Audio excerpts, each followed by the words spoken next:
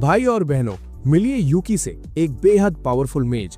पर इसकी स्टोरी में एक ऐसा ट्विस्ट आया जिसने सब कुछ पलट कर रख दिया। बेचारा एक भयानक कॉन्फ्रंटेशन में फंसा और नतीजा मेमोरी लॉस। अब वो इधर उधर भटक रहा है, कंफ्यूज्ड है कि चल क्या रहा है, पर उसके अंदर कुछ तो हलचल हो रही है। नाम भूल गया, पास्ट भूल गया और अपनी पावर्स भी, मतलब टोटल जीरो पर आ गया बंदा। पर उसका फाइटिंग स्पिरिट अभी मरा नहीं है बॉस।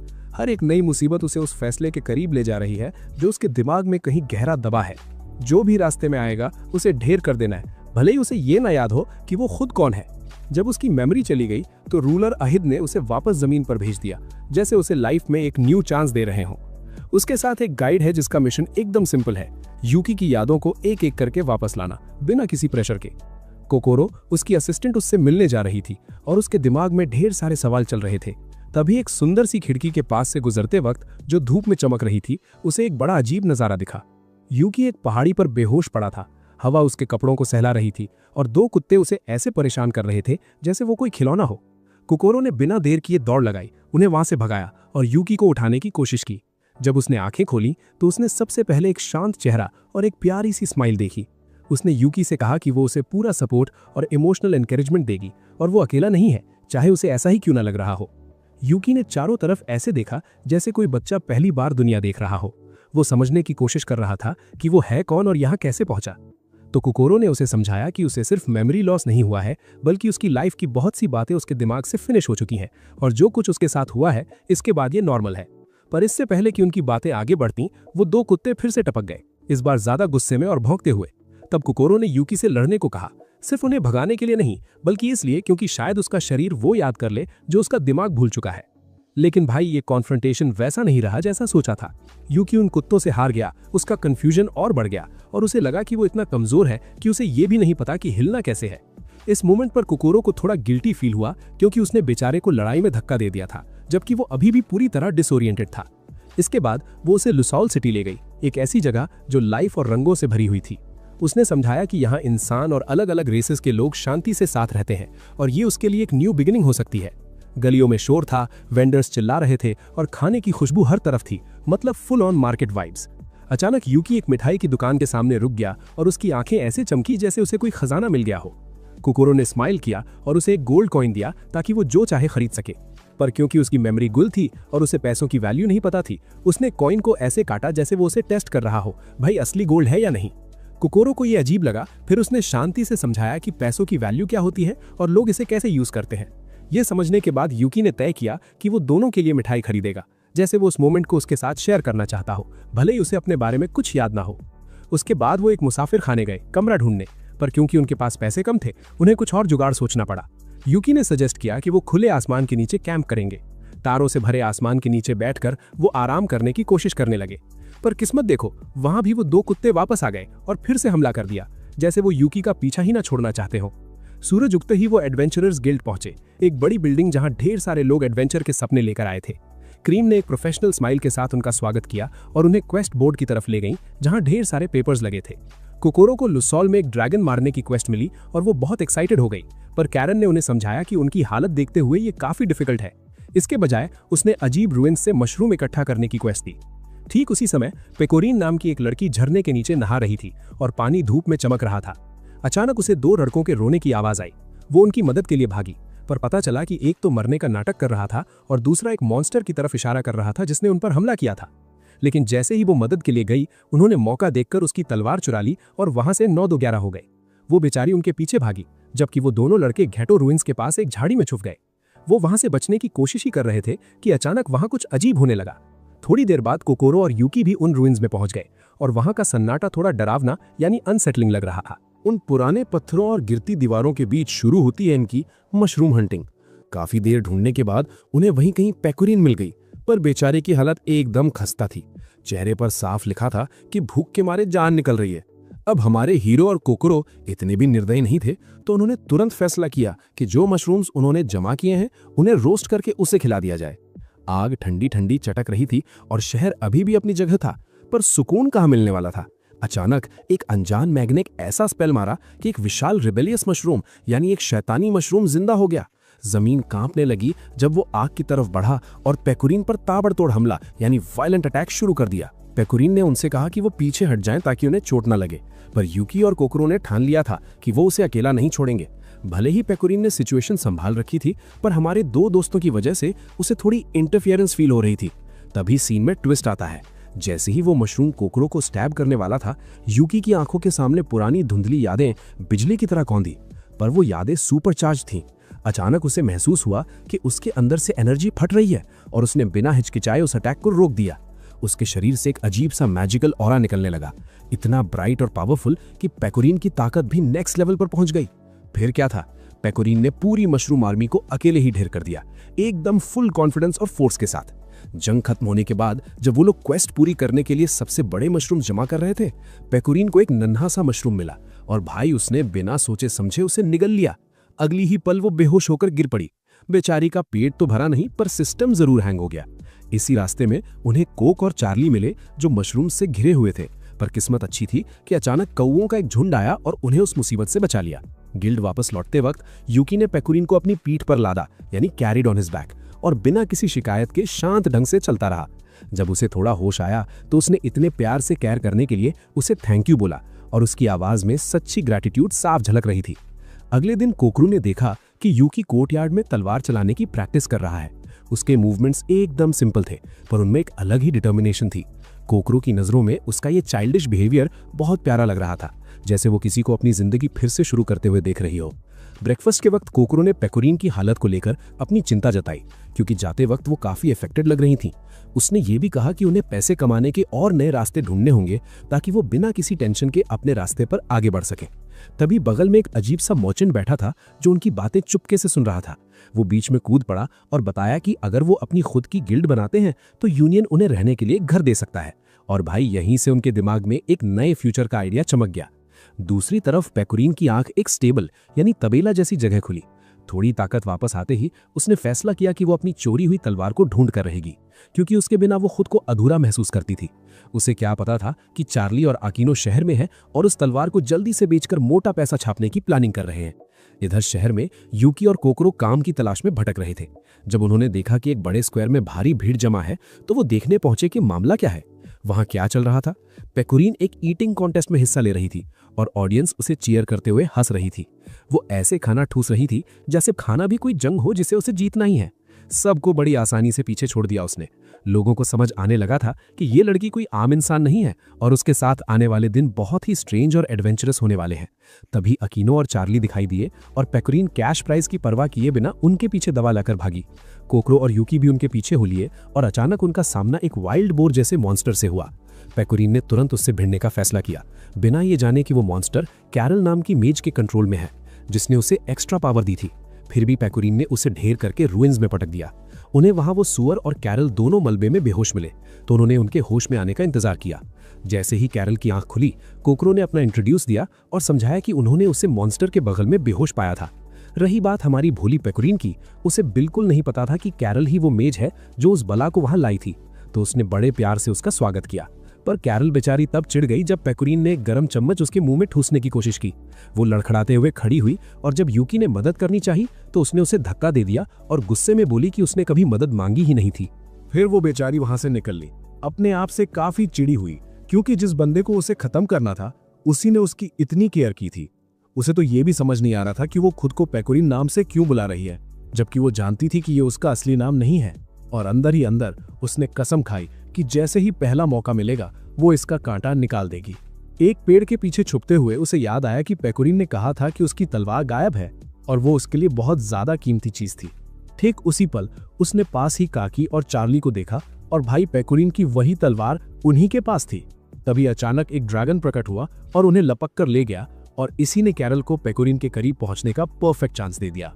तो वो वापस उसके पास गई और मदद ऑफर की ताकि पेकोरिन ने जो काइंडनेस दिखाई थी उसका बदला चुका सके। पेकोरिन ने उसे बताया कि उसे एक बीमार आदमी तक दवा पहुंचानी है, तो कैरल ने पूछा कि उसकी पहचान क्या है। उसने जवाब दिया कि उसके पास एक बड़ी सी तलवार है और फिर अचानक उसे याद आया कि उसे तो एक विशाल ड्रैगन उठाकर ले गया है। उस पॉइंट पर कोकरो को क्वेस्ट बोर्ड पर लगा वो नोटिस याद आया जिसमें एक ऐसे ड्रैगन का जिक्र था जो खजाने की तरफ खिंचा चला आता है, और कैरल ने कंक्लूजन निकाला कि पक्का वो तलवार देखकर ही आया होगा। पेकोरिन को डर लगने लगा कि कहीं आकिनो और चार्ली के साथ कुछ बुरा ना हो गया हो, क्योंकि तलवार उन्हीं के पास थी और उसने उन्हें बचाने का फैसला किया। तो कैरल उन्हें ड्रैगन की गुफा तक ले गई और फिर बोल दी कि भाई मैं इससे आगे नहीं जाने वाली। भले ही उसका इरादा उन्हें धोखा देने का था, पर पेकोरिन ने उसे इतने सच्चे दिल से थैंक यू बोला कि बेचारी थोड़ा शर्मा गई। कैरल के जाने के बाद ग्रुप ने उस ड्रैगन को देखा। तलवार उसके मुंह में थी और वो दोनों चोर उसकी पूंछ के अंदर फंसे हुए थे। मतलब क्या ही किस्मत है इनकी। तभी हमारा हीरो यूकी एंट्री मारता है और ड्रैगन के सामने अपना चोला लहराकर उसका ध्यान भटकाने लगता है, जबकि पेकोरिन उन चोरों को तसल्ली दे रही थी कि वो उन्हें बचा लेगी। ड्रैगन को गुस्सा आ गया और उसने अपने जबड़े यूकी पर कस दिए, जिससे वो एक मोमेंट के लिए डिस्ट्रैक्ट हो गया और पेकोरिन ने मौका देखकर उसकी पीठ पर छलांग लगा दी और उसके सर तक चढ़ गई। जैसे ही वो ऊपर पहुंची, कैरल वापस आई और अपना जादू चलाकर ड्रैगन को कंट्रोल करने लगी और फिर ऑर्डर दिया कि खत्म कर दो इस पेकोरिन को। ड्रैगन ने अपना सर एक पथरीली चट्टान से दे मारा और दूर उड़ने लगा, पर पेकोरिन ने तलवार को पकड़े रखा जो अभी भी उसके मुंह में फंसी थी। आखिर में उसकी पकड़ छूट गई, पर नीचे गिरने से ठीक पहले उसने अकीनो के घने बालों को पकड़कर खुद को बचा लिया।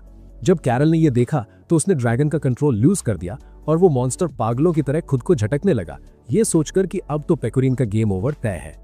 पर यूकी ने अपने क्लोक का यूज करके ड्रैगन की आंखों को एक मोमेंट के लिए ढक दिया और इसी ने पेकोरिन को अपनी ताकत इकट्ठा करने और हवा में ही वार करने का चांस दे दिया। उसने अपनी पूरी जान लगाकर सीधा उसके सर पर हिट किया, जिससे ड्रैगन नीचे गिरा और सीधा कैरल के ऊपर ही क्रैश हो गया। लो कर लो बात, दुश्मन पर ही गिर गया। जैसे ही कैरल का जादू खत्म हुआ, ड्रैगन ने चोरों को छोड़ दिया और उस पर हमला करने ही वाला था, पर पेकोरिन अपनी तलवार लेकर उसकी ढाल बन गई।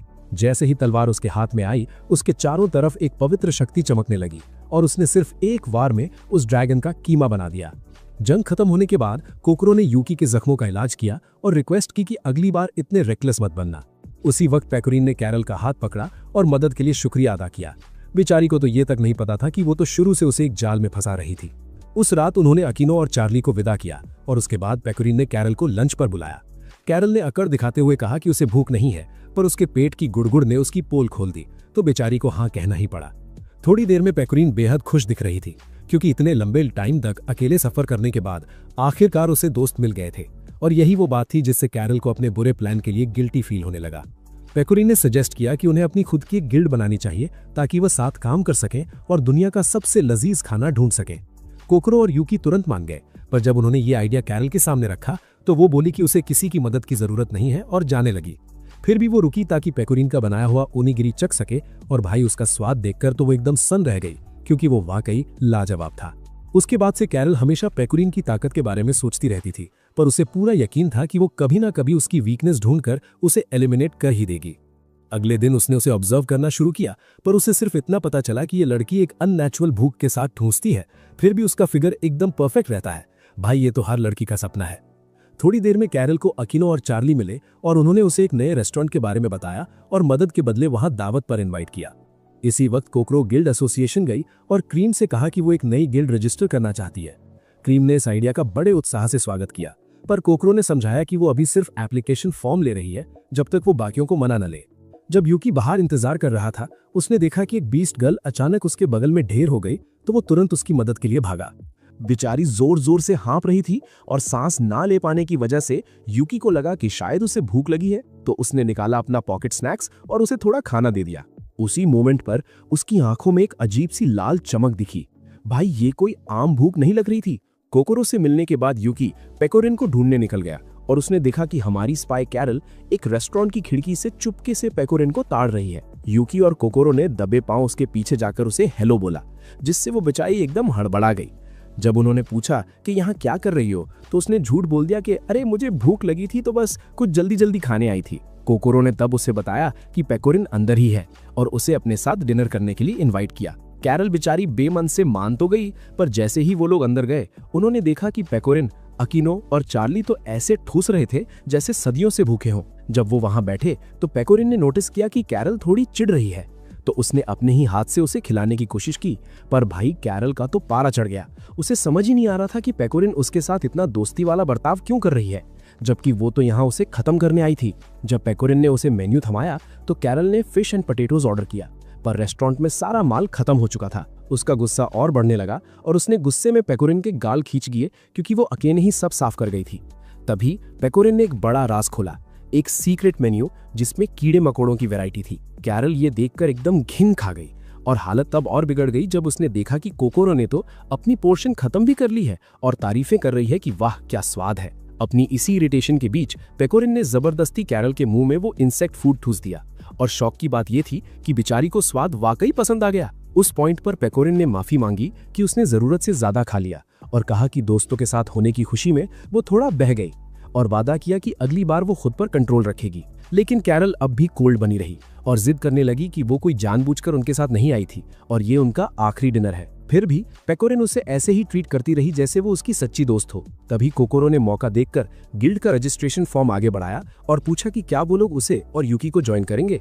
पेकोरिन ने तो तुरंत कोकोरो को गले लगाया और यस बोल दिया, पर कैरल ने वही अपनी पुरानी रग पकड़ ली। उसने फिर से मना किया और वहां से निकल गई।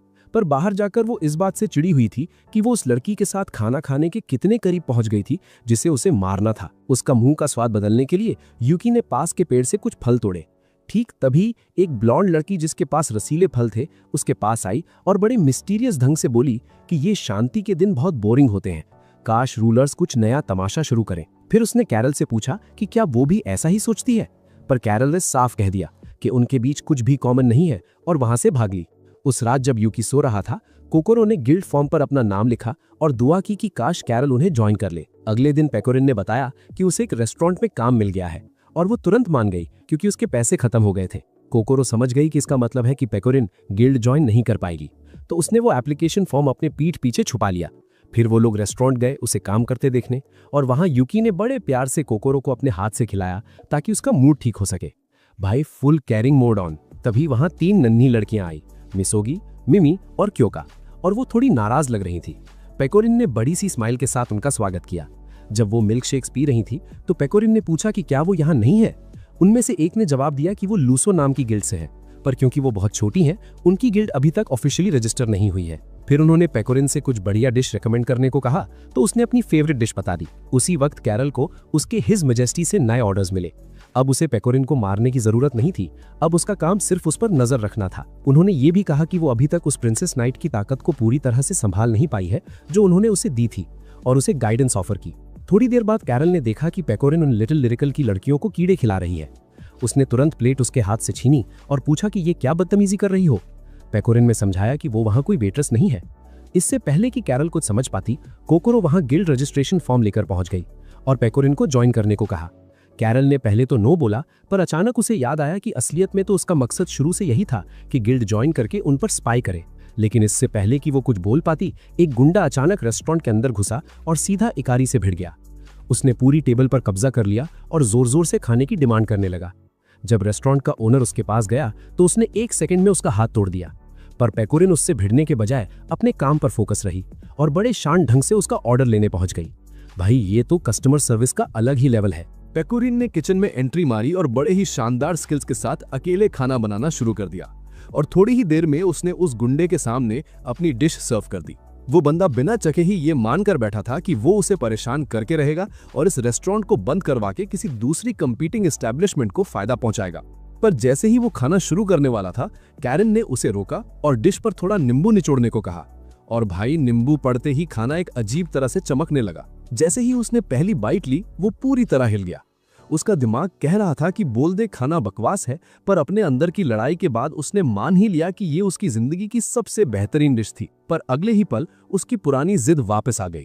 उसने प्लेट पटक दी और चिल्लाया कि टेस्ट एकदम घटिया है। मतलब हिपोक्रेसी की भी हद होती है। अब पेकोरिन का सब्र टूट गया। उसने अपना काइंड बिहेवियर साइड में रखा और उस बदतमीज को रेस्टोरेंट से बाहर फेंक दिया, और मन ही मन सोचने लगी कि शायद इन एडवेंचर्स ने उसे थोड़ा मैच्योर बना दिया है। इसके बाद कैरल ने वो गिल्ड रजिस्ट्रेशन फॉर्म उठाया और उस पर अपने साइन कर दिए, जिसके बाद क्रीम ने उन चारों के फॉर्म पर अप्रूवल की स्टैंप लगा दी। जब वो अपने नए गिल्ड हाउस की तरफ बढ़ रहे थे, पेकोरिन ने ऐलान किया कि उनका गोल दुनिया का सबसे लजीज खाना ढूंढना और उसे साथ मिलकर एंजॉय करना है, और आज से उन्हें गॉर्मे गिल्ड के नाम से जाना जाएगा। जब वो गिल्ड हाउस पहुंचे तो पेकोरिन नई एडवेंचर शुरू करने के लिए सुपर एक्साइटेड थी, पर पहले उस घर को रहने लायक यानी लिवेबल बनाना जरूरी था।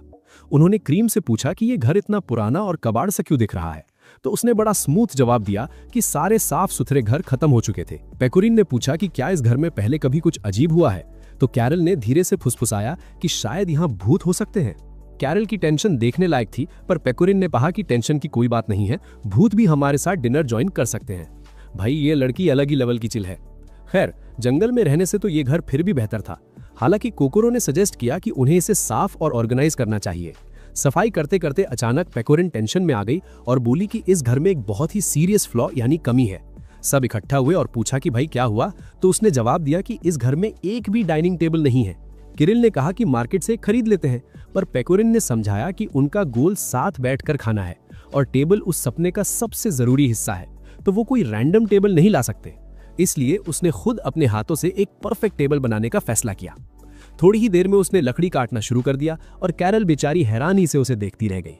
इस बीच कोकोरो कैरल के पास आई और उसे सफाई जारी रखने को कहा, जबकि वो खुद घर के जरूरी सामान खरीदने निकल गई। कोकोरो के जाने के बाद कैरल ने घर का कोना कोना और हर दरार चेक की ताकि घर इंसेक्ट से फ्री रहे, और काम खत्म करके वो बाथरूम की टाइल्स चमकाने लगी। उधर कोकोरो शहर गई टेबलवेयर खरीदने, पर उसे पता चला कि उसके पास पैसे कम पड़ रहे हैं। तभी शियोरी नाम की एक ब्लॉन्ड लड़की ने उसे बताया कि मार्केट के प्राइसेस हमेशा हाई रहते हैं और बार्गेनिंग करना पॉसिबल है। इनकी बात पूरी होती उससे पहले ही शियोरी ने नोटिस किया कि उसका एक बंदा एक घोड़े के कंट्रोल में आ गया है, तो वो तुरंत बीच में कूदी और सिचुएशन को हैंडल किया। इसके बाद उस लड़की ने अपना इंट्रो दिया एज सैरन, और कोकोरो ने बताया कि वो एक मेड की तरह काम करती है। शियोरी ने सैरन से कहा कि कोकोरो सामान खरीदने आई है और उसे घर तक सामान पहुंचाने में मदद चाहिए होगी, तो सैरन ने अपनी कैरेज में सामान ले जाने का ऑफर दिया। घर की तरफ जाते वक्त दोनों को महसूस हुआ कि उनमें कुछ कॉमन है, यानी दोनों ही किसी और की सेवा करते हैं। कोकोरो ने कहा कि वो किस्मत वाली है क्योंकि उसका मास्टर बहुत काइंड है। सैरन ने बात आगे बढ़ाई और बताया कि वो काफी वक्त से शियोरी के साथ है और शियोरी कभी पैलेस नाइट्स की वाइस कमांडर हुआ करती थी, पर उसने वो रुतबा छोड़ दिया ताकि ऑर्फन्स की मदद कर सके। सैरन उसकी दयालु फितरत से इतनी इंप्रेस हुई कि उसने हमेशा उसके साथ रहकर मदद करने का फैसला कर लिया। ये सुनकर कोकोरो का दिल भर आया और उसने दुआ की कि एक दिन उसका और यूकी का रिश्ता भी ऐसा ही हो जाए। जब वो दोनों बातों में मगन थे, अचानक उन्हें एहसास हुआ कि वो जंगल में रास्ता भटक गए हैं और डर उनके अंदर घर करने लगा। कोकोरो ने शांति से कहा कि आसपास मॉन्स्टर्स हो सकते हैं, पर सैरन ने अपना आपा खो दिया और अपने गधे को फुल स्पीड में आगे भगाया। अंजाम ये हुआ कि वो ठोकर खाकर मुंह के बल गिरी और कोकोरो उसके पीछे भागी, पर गधा सामान लेकर 9-2-11 हो गया। अब बेचारियों के पास न पैसे बचे, न रास्ता पता था, और ऊपर से हमले का खतरा मंडरा रहा था। अचानक उन्हें पेड़ों के पीछे एक जानवर छिपा हुआ दिखा, तो कोकोरो ने सजेस्ट किया कि इसे पकड़ते हैं और अपनी गाड़ी खिंचवाते हैं। पर जैसे ही उसने रस्सी फेंकी, वो जानवर इंसानों की भाषा में बोलने लगा और दया की भीख मांगने लगा। थोड़ी गुफ्तगू के बाद उस लामा ने अपना इंट्रो दिया एज रेम्ट और बताया कि वो जंगल के पीछे अजाबित नाम के एक फार्म पर काम करती है। भाई, गधा सामान लेकर भाग गया और अब एक बोलने वाली लामा मिल गई है। जब उन्होंने समझाया कि हुआ क्या था, तो रेम्ट ने ऑफर किया कि वो गधे की जगह कैरेज खींच लेगी। भाई, ये लामा तो काफी हेल्पफुल निकली। इधर घर पर कैरल ने बाथरूम की सफाई खत्म कर ली थी और जब वो बाहर आई तो देखा कि पेकोरिन अभी भी उस डाइनिंग टेबल पर ही जुटी हुई है। इसके बाद वो अंदर गईं और यूकी से विंडो साफ करने में मदद मांगी। वो दोनों बातें कर रहे थे कि कैसे घर आपके दिमाग या थॉट्स को थोड़ा डिसऑर्डर्ड यानी उलट पुलट कर देता है और कैसे इसकी सफाई उनके लिए एक न्यू बिगिनिंग होगी। तभी अचानक कैरल ने अपने पैर के नीचे एक कीड़ा देखा।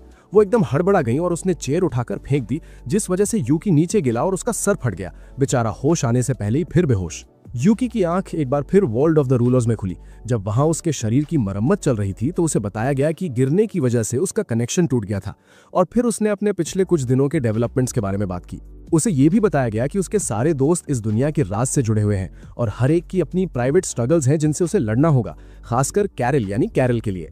फिर उसे वार्न किया गया कि वो सावधान रहे क्योंकि उसका दुश्मन अब उसके वजूद से वाकिफ हो चुका है, और उन्होंने ये भी ऐड किया कि सही वक्त आने पर कोई उसकी मदद के लिए जरूर आएगा। फिर यूकी की आंख असली दुनिया में खुली और कैरल उसे सही सलामत देखकर फूली नहीं समाई, डिलाइटेड। इसके बाद वो बाहर गए तो देखा कि पेकोरिन ने डाइनिंग टेबल तैयार कर लिया है। उसने उनसे मदद मांगी ताकि टेबल अंदर ले जा सके, पर भाई वो टेबल तो मेन दरवाजे से भी ज्यादा चौड़ा निकला। नतीजा ये हुआ कि उन्हें उसे फिर से खोलना पड़ा। दूसरी तरफ रेम्ट जंगल के रास्ते कोकोरो और सरेन की कैरेज खींच रही थी, जब अचानक ढेर सारे हथियार बंद बैंडिट्स प्रकट हुए और उन्हें रोक लिया। उन्होंने डिमांड की कि अगर सेफ निकलना है तो गधा उनके हवाले कर दो। जैसे ही रेम्ट को समझ आया कि वो उसकी बात कर रहे हैं, उसका दिमाग घूम गया। उसने अपनी तलवार निकाली और एक ऐसा भयानक अटैक किया कि वो सारे गुंडे हवा में उड़ते हुए नजर आए। इस जंग के बाद रेम्ट ने एक ऐसा फल खाया जिससे उसका शरीर चमकने लगा और वो एक बीस्ट गर्ल में बदल गई। उसने समझाया कि एक मेटामोराबिले खाने से वो सबकी तरह ह्यूमन फॉर्म ले सकती है। भाई, क्या ही कूल ट्रांसफॉर्मेशन है। सूरज ढलते तक पेकोरिन और बाकियों ने पूरी सफाई खत्म कर ली थी और कैरल ने नोटिस किया कि कोकोरो अभी तक मार्केट से वापस नहीं आई है। पर ठीक सही वक्त पर कोकोरो एक बड़ा सा बैग लेकर पहुंची और जैसे ही उसने अंदर कदम रखा उसे घर एकदम साफ और सुथरा दिखा। फिर उसने वो डाइनिंग टेबल देखा जो पेकोरीन ने बनाया था और उस पूरे नजारे ने उसके दिल में एक अजीब सा सुकून भर दिया। उस रात जब घर पूरी तरह तैयार हो गया, पेकोरीन ने टेबल पर लजीज खाना सजाया और वो सब साथ बैठकर एंजॉय करने लगे। कुछ दिनों बाद यूकी बीमार पड़ गया क्योंकि नहाने के बाद उसने अपने बाल नहीं सुखाए थे। Classic hero mistake. कोकोरो ने उसके माथे पर गीली पट्टियां रखी जबकि पेकोरीन चावल का बोल लेकर आई, पर हमेशा की तरह उसने गरम चम्मच सीधा उसके मुंह में ठूस दिया जिससे उसे बहुत तेज दर्द हुआ। जब कैरल ने यह देखा तो वो बोली कि इसे जरूरत से ज्यादा स्पॉइल्ड बनाया जा रहा है, इसे थोड़ा टफन अप होना चाहिए और ताकतवर बनना चाहिए। फिर भी जैसे जैसे यूकी की हालत बिगड़ी, कैरल खुद अनसेटल्ड महसूस करने लगी और उसने कोकोरो से कहा कि जल्दी कुछ करो। कोकोरो ने तुरंत उसके लिए एक बुखार की दवा तैयार की, पर कैरल की फट गई जब उसने देखा कि कोकोरो उसमें कीड़े ला रही है। वो भागी भागी किचन में गई तो वहां देखा कि पेकोरीन भी दलिया में कीड़े डाल रही हैं। उस पॉइंट पर उसे एहसास हुआ कि उसके आसपास के सब लोग कीड़ों के पीछे पागल हैं। वो उनकी इस बेवकूफी और मजाक से पूरी तरह तंग आ चुकी थी। कैरल ने जबरदस्ती उनसे यूकी को एक असली हॉस्पिटल ले जाने को कहा। वहां उन्हें नानाका नाम की एक नर्स मिली जिसने एक चुड़ैल जैसे कपड़े पहने थे। जब वो एग्जामिनेशन रूम में गए तो कैरल ने नोटिस किया कि नर्स और डॉक्टर दोनों मेडिकल स्टाफ से ज्यादा फैशन मॉडल्स लग रहे थे, पर पेकोरीन ने उसे समझाया कि डोंट जज a book by its cover. फिर भी कैरल अपनी बात पर अड़ी रही कि ये सब कुछ बहुत अजीब है। डॉक्टर ने यूकी की बॉडी पर छोटे लाल निशान देखे और नानाका से कहा कि इसे सर्जरी के लिए तैयार करो। बेचारी कैरल को झटका लगा और इससे पहले कि उन्हें कुछ समझ में आता, यूकी को ऑपरेटिंग रूम में ले जाया गया जबकि वो बाहर पैनिक में खड़ी रही। उसी वक्त कोकोरो ने एक स्पेल मारा ताकि यूकी ताकतवर हो जाए और उसके बचने के चांसेस बढ़ जाए। अचानक ऑपरेटिंग रूम से चीखने की आवाजें आने लगी। थोड़ी देर बाद उन्हें एक दुबला पतला सा बंदा दिखा जो बहुत डरा हुआ लग रहा था। उन्हें जल्द ही समझ आ गया कि ये वही सुपरवाइजर ऑफ डिसऑर्डर है, वो मोटा बंदा जो पहले रेस्टोरेंट में शिकायत करने आया था। पेकोरीन ने पूछा कि भाई तू इतना सूखा क्यों गया है, पर जवाब देने के बजाय उसने बताया कि उन्हें यहाँ से तुरंत भागना होगा क्योंकि ये हॉस्पिटल नहीं बल्कि एक जेल है। फिर वो भाग गया और लड़कियां यूकी को बचाने का प्लान सोचने लगीं, पर तभी फिर से चीख सुनाई दी। थोड़ी देर बाद उन्होंने देखा कि एरिको नाम की एक डीमन गर्ल उसे घसीटकर वापस जेल ले जा रही है, ये कहते हुए कि उसके पास उसे सुधारने का वक्त नहीं है क्योंकि उसे अपना सोलमेट ढूंढना है। हमारी गोरमे गिल्ड की लड़कियां अब फुल टेंशन मोड में हैं। उन्होंने नानाका से बड़ी बेचैनी यानी एंजाइटी के साथ पूछा कि क्या हमारा यूकी भाई ठीक है, पर नानाका ने सीधा साधा गेट आउट बोल दिया और उन्हें वहां से निकलने को कह दिया। अब बेचारियां क्या करती, वो वापस रेस्टोरेंट लौटी और कोकोरो का मुंह ठीक करने के लिए उसे एक बढ़िया दावत खिलाने ले गईं। पर उधर हॉस्पिटल के दूसरी तरफ मामला कुछ और ही चल रहा था। एरिको मैडम हॉस्पिटल से निकलकर शहर की गलियों में निकल पड़ी अपने सोलमेट की तलाश में। उसे वो पुराना पल याद आया जब वो सड़क पर भूखी थी और कैसे हमारे भोले भाले यूकी ने बड़े प्यार से उसे एक राइस बॉल यानी ओनिगिरी दिया था। बस तभी से उसने अपने दिमाग में ये बात बैठा ली कि वही उसका मिस्टर परफेक्ट है जिसके लिए वो बनी है। तभी अचानक उसे एक फॉर्चून टेलर यानी भविष्य बताने वाले का टेंट दिखा और वो तुरंत अंदर घुस गई। वहां उसे पता चला कि वो बहुत जल्द अपने सोलमेट से मिलने वाली है। भाई ये सुनते ही उसकी दीवानगी और भी गहरी हो गई। इसके बाद वो पूरे शहर में किसी नोबल क्वेस्ट पर निकल पड़ी जैसे कोई महान योद्धा हो, पर उसे मिले तो सिर्फ कुछ पिए हुए शराबी जो उसकी फॉरबिडन डिमोनिक स्ट्रेंथ को ललकार रहे थे। फिर क्या था, उसने उन सब की ठुकाई की, उनका खजाना लूट लिया और ऐलान किया कि इनमें से कोई भी उसका सोलमेट होने के लायक नहीं है। घंटों भटकने के बाद वो थोड़ी डिप्रेस्ड हालत में हॉस्पिटल लौटी और बिना किसी वजह के सीधा यूकी के कमरे की तरफ चल दी। जब यूकी की आंख खुली तो उसने देखा कि एरिको का चेहरा उसके एकदम पास था, मतलब पर्सनल स्पेस की तो वाट लगी पड़ी थी। उसकी चमकती लाल आंखें देखकर यूकी बेचारा हाँफने लगा। डर के मारे उसकी हालत खराब थी। अगले दिन गोरमे गिल्ड की लड़कियां अपने घर में जागी और ब्रेकफास्ट के बाद उन्होंने तय किया कि वो यूकी का हालचाल लेने जाएंगी। पेकोरीन को लग रहा था कि यूकी पक्का उसके हाथ का लजीज खाना मिस कर रहा होगा, पर बेचारी को क्या पता था कि यूकी वहां एरिको की ऑब्सेशन की वजह से साइकोलॉजिकल ट्रॉमा झेल रहा है। थोड़ी देर में लड़कियां हॉस्पिटल पहुंची तो देखा कि बाहर भारी भीड़ जमा है। उन्होंने डॉक्टर से पूछा कि यह हंगामा क्यों है, तो उन औरतों ने बताया कि कल एक नर्स ने उनकी पिटाई की और उनका खजाना लूट लिया। ठीक उसी मोमेंट पर एरिको ने खिड़की से अपनी एक्स यानी कुल्हाड़ी फेंकी जो सीधा लड़कियों के पैरों के पास आकर गिरी और उन्हें चुप रहने का ऑर्डर दिया क्योंकि उसका सोलमेट आराम कर रहा था। भाई ये तो फुल यंडरे वाइब्स है। जब उन्होंने वहां से जाने से मना कर दिया तो एरिको ने उन पर एक बड़ा ही एलिगेंट पर खतरनाक हमला किया और तब उन्हें समझ आया कि ये तो वही बदनाम डिस्ट्रॉयर है। नानाका ने भी अटैक किया और अपनी असली पहचान द कलेक्टर के तौर पर बताई। और तो और आखिर में वो डॉक्टर भी उनके साथ मिल गई और अपना इंट्रो दिया एज वन आई डीमन मित्सुकी। ये तीनों असलियत में ट्वाइलाइट कैरावन के नाम से जानी जाती हैं, जो इस दुनिया की सबसे खतरनाक और अजीब गिल्ड्स में से एक है, क्योंकि ये चोरों को किडनैप करके उन पर ह्यूमन लेबोरेटरी रैट्स की तरह एक्सपेरिमेंट्स करती हैं। अब गोरमे गिल्ड ने ठान लिया था कि वो चुपके से अंदर घुसेंगी और यूकी को इन अजीब क्रीचर से रेस्क्यू करेंगी। वो बिना किसी की नजर में आए यूकी के कमरे तक पहुंच तो गईं, पर वहां का नजारा देखकर उनके कदम वहीं थम गए। उन्होंने देखा कि एरिको बड़े प्यार से यूकी की केयर कर रही है। बाहर से ये सब देखते हुए उनकी तब फट गई जब एरिको ने एक कर्स्ड एंगेजमेंट रिंग निकाली और उसे यूकी को पहनाने का फैसला किया, ताकि वो उसके साथ अपनी प्राइवेट अम्यूजमेंट पार्क जर्नी का मजा ले सके। मतलब अब तो शादी की तैयारी शुरू। लड़कियों ने तय किया कि इससे पहले कि बहुत देर हो जाए उन्हें इसे रोकना होगा। उन्होंने कोकोरो से एक अजीब सा स्पेल कास्ट करने को कहा, जिससे पूरे एरिया में पर्पल स्मोक यानी बैंगनी धुआं फैल गया। धुएं की वजह से एरिको का ध्यान भटक गया, तो वो इन्वेस्टिगेट करने के लिए कमरे से बाहर निकली और इसी मौके का फायदा उठाकर पेकोरिन और कैरल तुरंत अंदर घुस गए। पर भाई जैसे ही वो यूकी को अपने साथ खींचने की कोशिश कर रहे थे, अचानक उन्हें एहसास हुआ कि वो किसी अजीब सी जगह पर है, जहां एरिको और मित्सुकी हर तरफ से उनके करीब आ रही थी। एकदम लास्ट मोमेंट पर कैरल ने खुद को एज अ डायवर्जन पेश किया, जबकि पेकोरिन ने यूकी को खिड़की से बाहर धक्का दे दिया, जहां बेचारा कोकोरो नीचे उसका इंतजार कर रही थी। जब पेकोरिन कैरल को बचाने के लिए पीछे मुड़ी तो उसने देखा कि मित्सुकी ने उसे पहले ही दबोच लिया है और कैरल ने उसे इशारा किया कि वो उसके बिना ही भागती रहे। और इस तरह कैरल पीछे छूट गई, जबकि बाकी लड़कियां यूकी को एक रियल डॉक्टर के पास ले गईं, जिसने उन्हें बताया कि कुछ दिनों के आराम के बाद वो एकदम फिट हो जाएगा। उसने उन्हें यह भी इन्फॉर्म किया कि मित्सुकी उतनी भी बुरी नहीं है जितना वो शुरुआत में समझ रहे थे। चलो थोड़ा सुकून तो मिला। क्लिनिक के इस विजिट के बाद सबको थोड़ा रिलीव्ड फील हुआ और डॉक्टर की बातों पर भरोसा करते हुए उन्होंने तय किया कि जब मामला थोड़ा ठंडा हो जाएगा तो वो कैरल को वापस लेने आएंगे। अगले दिन कैरल अकेली घर लौटी और सीधा सोने चली गई। उसके अगले दिन जब वो जगी तो पेकोरिन ने पहले से ही सबके लिए ब्रेकफास्ट तैयार कर रखा था, पर कैरल को तो ये भी याद नहीं था कि वो हॉस्पिटल से वापस कब आई है। मतलब मेमोरी एकदम हैंग हो गई थी बेचारी की। खाना खाते वक्त पेकोरिन ने कहा कि उन्हें कैरल की वापसी का जश्न मनाना चाहिए और बताया कि उसने पहले ही उन्हें एक फूड रिलेटेड क्वेस्ट के लिए रजिस्टर कर दिया है। क्वेस्ट में उन्हें डेली पे और सीजनिंग्स के पूरे सेट के बदले कुछ खास मसाले इकट्ठा करने थे। कैरल ने तुरंत अनाउंस कर दिया कि वो कोई फिजिकल लेबर यानी मेहनत मजदूरी नहीं कर सकती और वो इस मिशन से बाहर रहेगी।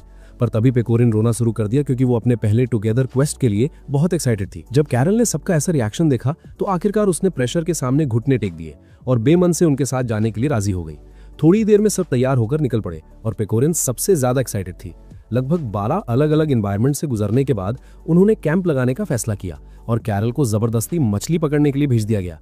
भले ही उससे एक भी मछली नहीं फंसी, पर वो कोशिश करती रही, क्योंकि वो जानती थी कि अगर वो फेल हुई तो वो लोग उसे इंसेक्ट्स यानी कीड़े मकोड़े खिला देंगे। भाई ये डर बहुत भयानक है। रात को उसने आखिरकार हार मान ली तो कोकोरो ने कहा कि वो सब्जियों और मेंढकों का सूप बना सकते हैं। ठीक उसी पल यूकी ढेर सारे मेंढक लेकर पहुंच गई और कैरल पैनिक में चीखने लगी कि आज से मैं वेजिटेरियन बन रही हूँ। शुक्र है पेकोरिन एकदम बढ़िया पका हुआ बर्ड मीट लेकर लौटी और उन्हें वो डिनर दिया जिसके वो वाकई हकदार थे। खाना खाते वक्त उन्होंने नोटिस किया कि कोकोरो ने एक अजीब सा फल पकड़ा हुआ है और पेकोरिन ने बताया कि ये उन्हीं परिंदों के साथ आया था जो वो थोड़ी देर पहले लाई थी। क्योंकि वो फल एकदम रसीला और मीठा लग रहा था, सबने उसे दबाकर खाना शुरू कर दिया, बिना ये जाने कि ये उन्हें इंटॉक्सिकेटेड यानी नशे में डाल देगा। कैरल पर इसका असर सबसे पहले हुआ और थोड़ी ही देर में कोकोरो को छोड़कर सब अजीबोगरीब हरकतें करने लगे। जब सब सो गए तो कोकोरो पूरी रात जागकर उन पर पहरा दे रही थी और वो बहुत खुश थी कि उसे इतने प्यारे और वंडरफुल लोग मिले हैं। अगले दिन जब कैरल जगी तो उसका सर एकदम चकरा रहा था, तो कोकोरो ने उसे चेहरा धोने के लिए गीला टॉवल थमा दिया। अचानक उन्होंने नोटिस किया कि एक मॉन्स्टर यूकी को उठाकर ले जा रहा है और देखते ही देखते हर तरफ पैनिक फैल गया। जैसे ही वो मॉन्स्टर जंगल के बीच से भाग रहा था, उसे एक तीर लगा और वो गिर पड़ा, जिस वजह से यूकी सीधा एक पेड़ से जा टकराया। जब उसे होश आया तो उसने देखा कि एक छोटा सा पेड़ का थुंड उससे बातें कर रहा है, जो कि यूकी के पॉइंट ऑफ व्यू से बेहद अजीब था। और जब यूकी ने उस थुंड को पकड़कर जोर जोर से हिलाना शुरू किया तो पेड़ों के पीछे से एक एल्फ आर्चर निकल कर आई और उसने रिक्वेस्ट की कि उसके साथी के साथ थोड़ा जेंटल रहे। उसने अपना इंट्रो आवी के तौर पर दिया और समझाया कि उसने उस थुंड को अपना दोस्त बनाया है, क्योंकि उसका कोई असली दोस्त नहीं है। आवी के पास प्लांट्स और एनिमल्स से बात करने की एबिलिटी थी, पर उसे अभी भी इंसानों से निपटना नहीं आता था। और जब वो अपने अकेलेपन के बारे में बातें कर रही थी, यूकी फ्रेंड्स शब्द के मतलब के बारे में सोचने लगा, जिससे उसने कंक्लूड किया कि यूकी भी एक दोस्त की तलाश में है। फुल एंथुसियाज्म के साथ उसने सजेस्ट किया कि उन्हें साथ मिलकर दोस्त ढूंढने चाहिए और फिर उसने उनके साथ एक टीम बनाई जिसका नाम रखा फेयरवेल टू लोनलीनेस टीम। इधर यूकी बेचारा कंफ्यूजन में खड़ा सोच रहा था कि क्या ये लड़की अजीब फितरत के साथ पैदा हुई है या फिर कल रात इसने भी जरूरत से ज्यादा जूस पी लिया था। तभी पेकोरिन और बाकी सब उसे ढूंढते हुए वहां पहुंच गए और यूकी ने उन्हें बताया कि आओई ने ही उसकी जान बचाई है। जब वो साथ चलने लगे तो उन्होंने नोटिस किया कि आओई उनसे काफी दूर पीछे चल रही थी, क्योंकि वो एक दोस्त के रोल में उनके बीच घुसना नहीं चाहती थी। पर कैरल ने उसे याद दिलाया कि वही उन्हें रास्ता दिखाने वाली गाइड है, इसलिए उसे पीछे नहीं बल्कि सबसे आगे चलना चाहिए। भाई यूकी की टीम में एक और यूनिक कैरेक्टर जुड़ गई है, पर क्या ये फेयरवेल टू लोनलीनेस टीम वाकई कोई नया दोस्त ढूंढ पाएगी? बातों बातों में कोकोरो की नजर एक गांव पर पड़ी और वहां उनका स्वागत मिसातो नाम की एक औरत ने किया, जिसने उनसे उनकी गिल्ड का नाम पूछा। कोकोरो थोड़ा हिचकिचाई बताने में, पर हमारी पेकोरिन मैडम ने तुरंत बीच में कूदकर इंट्रो दे दिया कि वो गौरमे गिल्ड से हैं। मिसातो ने तब बताया कि वहां एक और गिल्ड मौजूद है जिसका नाम है अजाबिट, वही गिल्ड जिसका हिस्सा हमारी प्यारी रीमा है। उसी वक्त रीमा और उसके साथी गांव की तरफ ही आ रहे थे और उन्होंने थोड़ा आराम करने का फैसला किया क्योंकि उनमें से एक शियोरी की तबीयत थोड़ी खराब लग रही थी। पर तभी अचानक उनका सामना उन्हीं की डार्क हेजी शैडो कॉपी से हुआ और वो नकली परछाइयां उन पर हमला करने लगी। ग्रुप ने खुद को बचाने की पूरी कोशिश की, पर लड़ाई के बीच उन पर एक भयानक अटैक हुआ और वो सब जमीन पर ढेर हो गए। जब धुआं छटा तो एक तगड़ी ब्लॉन्ड औरत प्रकट हुई और अपना इंट्रो दिया एज क्रिस्टीना। उसने बड़ी चौड़ में डिमांड की कि वो सब खड़े हो जाएं और उसे एक असली फाइट दें। यानी मैडम को मजा नहीं आ रहा था। वापस लौटते हैं गांव, जहां गौरमे गिल्ड ने एक पिंक बालों वाली लड़की को हवा में उड़ते देखा जो सीधा जाकर एक बेल टावर से टकराई। इतना सब होने के बाद भी उसकी नींद नहीं खुली जब तक कोकोरो ने उसे जगाया नहीं। वो झट से उठी और अपना इंट्रो दिया एज हत्सुने और कहा कि वो एक आम सी लड़की है जिसे बस सोना, स्लीपिंग बहुत पसंद है। उसने समझाया कि वो भी यहाँ हार्वेस्ट मिशन के लिए आई है और वो अपनी बहन शियोरी से मिलने के लिए बेहद एक्साइटेड है, जो एलिजाबेथ पार्क में थी। उसने ये भी ऐड किया कि शियोरी काफी वक्त से बीमार रहती है और उसे किताबें पढ़ना पसंद है, इसलिए वो उसके लिए तोहफे में एक नई किताब लाई है। बिना ध्यान दिए वो अपनी गिल्ड से अलग हो गई थी। फिर अचानक उसकी हालत बिगड़ने लगी और उसकी एक शैडो कॉपी प्रकट होकर उसे उठा ले गई। उस मोमेंट पर शियोरी को वो दिन याद आए जब वो और हत्सुने साथ बैठकर वही किताब पढ़ते थे जो वो उसके लिए लाई थी। हत्सुने ने नोटिस किया था कि जब से वो उस फार्म पर आए थे, शियोरी की सेहत में सुधार हुआ था और उसने वादा किया था कि वो उसे कभी नहीं छोड़ेगी, चाहे वो फिर से बीमार क्यों ना पड़ जाए। उसी पल शियोरी का बुखार बढ़ गया तो हत्सुने ने बड़े प्यार से उसे बेड पर कवर कर दिया, जिससे शियोरी को लगा कि वो उस पर एक बोझ बन चुकी है। पर प्रेजेंट में शियोरी ने खुद को अंतरिक्ष में तैरते हुए पाया, जैसे कोई काली औरा उसे निगलने वाली हो। इधर पेकोरिन और उनकी टीम हार्वेस्ट के लिए बहुत एक्साइटेड थी और वो इस वक्त का फायदा उठाकर एक दूसरे के और करीब आ रहे थे। तभी मिसातो और आओई हत्सुने के साथ वहां पहुंचे, जिसने समझाया कि उसकी पावर्स उसे बहुत थका देती हैं, इसीलिए वो उस दिन हार्वेस्ट में हिस्सा नहीं लेगी। वो बातें कर ही रहे थे कि उन्हें किसी के चिल्लाने की आवाज आई और जब वो पीछा करते हुए पहुंचे तो उन्होंने एलिजाबेथ पार्क गिल्ड के मेंबर्स को लोगों से घिरा हुआ पाया। वो सब बुरी तरह जख्मी थे। तब माहो ने बताया कि रास्ते में उनकी अपनी ही परछाइयों ने उन पर हमला किया था और उसके बाद एक ताकतवर तलवार से वार किया गया। हत्सुने ने तुरंत शियोरी के बारे में पूछा, पर पता चला कि उस हमले के दौरान वो लोग उससे बिछड़ गए थे। उन्होंने कहा कि लड़ाई के बाद वो हिलने लायक भी नहीं बचे थे और ये सब सिर्फ रीमा की वजह से मुमकिन हो पाया, जो उन्हें मुश्किल से वहां तक खींच कर लाई थी। जब रीमा के जख्मों का इलाज कर रही थी, हत्सुने ने कुछ गांव वालों को जंगल के मॉन्स्टर्स के बारे में बातें करते सुना और अपनी बहन के लिए उसका डर, एंग्जाइटी और बढ़ गया। फिर अचानक उसने रीमा के माथे को टच करके उसकी यादें देखी और तय किया कि उसे शियोरी को ढूंढना ही होगा, इससे पहले कि बहुत देर हो जाए। उसी वक्त क्रिस्टीना जंगल में अकेली बैठी थी, जबकि सैकड़ों परछाइयां पेड़ों के पीछे से उसे ताड़ रही थी। अपने आप से किसी बड़े प्लान के बारे में बात करने के बाद उसने सारी परछाइयों को इकट्ठा किया और अपने मिशन का सेकंड फेज शुरू कर दिया। हम वापस गांव पहुंचे, जहां हत्सुने शियोरी को ढूंढने निकलना चाहती थी, पर मिसातो ने उसे अकेले जाने से मना किया। तब रीमा ने आगे बढ़कर कहा कि वो उसके साथ जाएगी ताकि वो दोनों बहनें आखिरकार फिर से मिल सकें। जब यूकी ने यह देखा तो उसने भी जाने का फैसला किया और आओई और कोकोरो को भी सर्च पार्टी ज्वाइन करने के लिए एनकरेज किया। और जब पेकोरिन ने कैरल से पूछा क्या वो उनके साथ चलेगी, तो उन्होंने नोटिस किया कि कैरल मैडम तो पहले ही वहां से 9-2-11 हो गई है। थोड़ी देर बाद जंगल में आओई को किसी अजीब चीज का एहसास हुआ तो हत्सुने हवा में उड़ी ताकि ऊपर से देख सके कि मामला क्या है। अचानक उस पर एक बेहद ताकतवर अटैक हुआ और भले ही उसने उसे ब्लॉक कर लिया, पर वो कंट्रोल खोकर नीचे गिरने लगी। जब वो जमीन पर गिरी तो उसने वहां एक अकेला तीर पड़ा देखा और जब वो पीछे मुड़ी तो उसने देखा कि शियोरी एक डरावने एक्सप्रेशन के साथ उसकी तरफ बढ़ रही है। पहले तो हत्सुने उसे देखकर खुश हुई, पर फिर उसने नोटिस किया कि शियोरी के बालों का रंग बदल रहा है और ये देखकर वो एकदम चक्कर में पड़ गई। भाई, शियोरी का ये डार्क मेकओवर तो काफी खतरनाक लग रहा है। इससे पहले कि हत्सुने कुछ समझ पाती, शियोरी ने एक काली कमान ब्लैक बो निकाली और उस पर हमला शुरू कर दिया। भाई, सगी बहन पर निशाना। अगले ही पल एक भयानक धमाका हुआ जिसने पूरे जंगल को हिलाकर रख दिया। जब कोकोरो और बाकी सब वहां पहुंचे तो उन्होंने हत्सुने को अकेला बैठा पाया। बेचारी फूट फूट कर रो रही थी। उसे समझ ही नहीं आ रहा था कि उसकी अपनी प्यारी बहन उसे चोट पहुंचाने की कोशिश कैसे कर सकती है। तब हमारे हीरो यूकी ने आगे बढ़कर उसका हौसला बढ़ाया। तब जाकर उसने तय किया कि वो एक बार फिर अपनी बहन का सामना करेगी। उसी वक्त हमारी कैट गर्ल कैरल दुश्मन के लिए एक स्पाई का काम कर रही थी। उसे जंगल में होने वाली हर एक हलचल का पता था, पर बेचारी अपने फर्ज और दोस्ती के बीच बुरी तरह फंसी हुई थी। एक तरफ उसकी क्वीन के लिए लॉयल्टी और दूसरी तरफ पेकोरिन के साथ बिताए वो स्वीट मोमेंट्स। उसका मिशन तो सिर्फ पेकोरिन पर नजर रखना था, पर इन परछाइयों को देखकर उसे समझ आ गया कि ये पूरा गांव तबाह हो जाएगा। अचानक पेकुरिन ने उसे ढूंढ लिया और भागती हुई उसके पास आई, ये कहते हुए कि उसने कैरल के चेहरे पर उदासी नोटिस की है और वो उसे चीयर अप करने आई है। कैरल बेचारी शर्मा गई और हमेशा की तरह उस पर चिल्लाने लगी, पर पेकुरिन तो बस खुश थी कि कैरल वापस अपने पुराने सुंडरे अवतार में आ गई है। इसके बाद पेकुरिन ने उसे शियोरी को ढूंढने में मदद करने को कहा, पर तभी गांव वालों की चीखें सुनाई दी और माहौल एकदम सीरियस हो गया। पता चला कि परछाइयां गांव में घुस चुकी हैं और सबको निगलने वाली हैं। शुक्र है पेकुरिन वहां थी उनका सामना करने के लिए, पर सबसे बड़ा खतरा तो शियोरी थी, जो पूरी तरह कंट्रोल में थी, अपने दिमाग से भी और अपनी उस काली कमान से भी। जब पेकुरिन को परछाइयों ने घेर लिया तो बाकियों ने वापस जाकर उसकी मदद करने का सोचा, पर तभी क्रिस्टीना की अचानक एंट्री ने उनके कदम रोक दिए। रीमा ने तुरंत सबको वार्न किया कि सावधान रहो, क्योंकि ये वही औरत थी जिसने पहले उनकी टीम पर हमला किया था। बिना एक सेकंड सोचे क्रिस्टीना किसी तूफान की रफ्तार से आगे बढ़ी और हत्सुने को चीरने ही वाली थी, पर यूकी ने बीच में कूदकर उस अटैक को ब्लॉक कर दिया। फिर भी क्रिस्टीना ने एक ऐसी टेक्निक यूज की जिससे उसकी तलवार यूकी के आर पार निकल गई। किस्मत अच्छी थी कि कोकोरो ने तुरंत उसकी डिफेंस को रीइंफोर्स कर दिया, जिस वजह से यूकी उस डायरेक्ट स्ट्राइक से बच गया। पर इम्पैक्ट इतना तेज था कि यूकी बेहोश हो गया और उसकी आंख फिर से वर्ल्ड ऑफ द रूलर्स में खुली।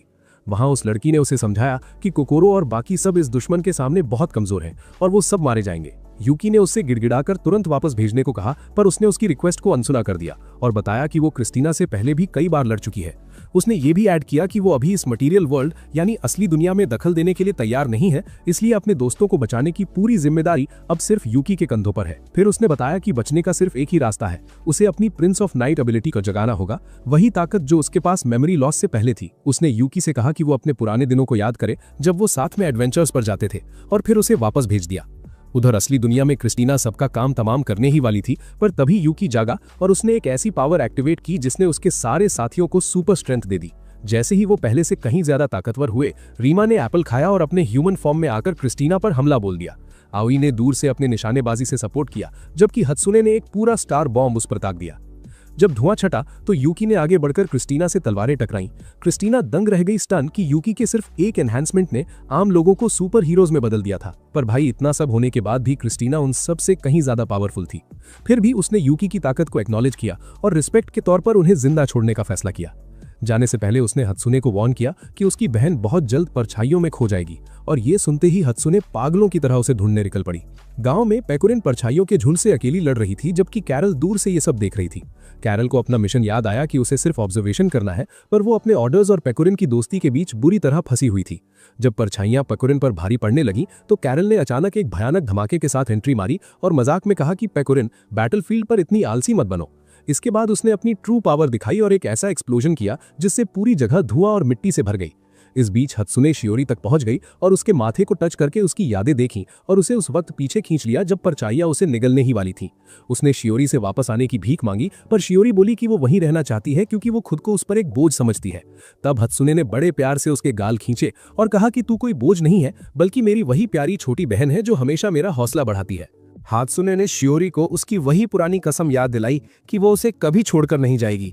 पर भाई, इमोशनल बातें चल ही रही थी कि तभी एक जाइगेंटिक साइकोलॉजिकल मॉन्स्टर वहां प्रकट हो गया, जो उन दोनों को निगलने के लिए तड़प रहा था। हात्सुने को रियलाइज हुआ कि उसके पास इतनी एनर्जी नहीं बची है कि वो अकेले इस बला से लड़ सके, इसलिए शियोरी ने खुद मैदान में उतरने का फैसला किया। उसने अपनी कमान यानी बो समन की और अपनी बहन के सपोर्ट के साथ एक एन्चेंटेड एरो छोड़ा, जो उस मॉन्स्टर के आर पार निकल गया और उसे शियोरी की बॉडी से बाहर खींच लाया।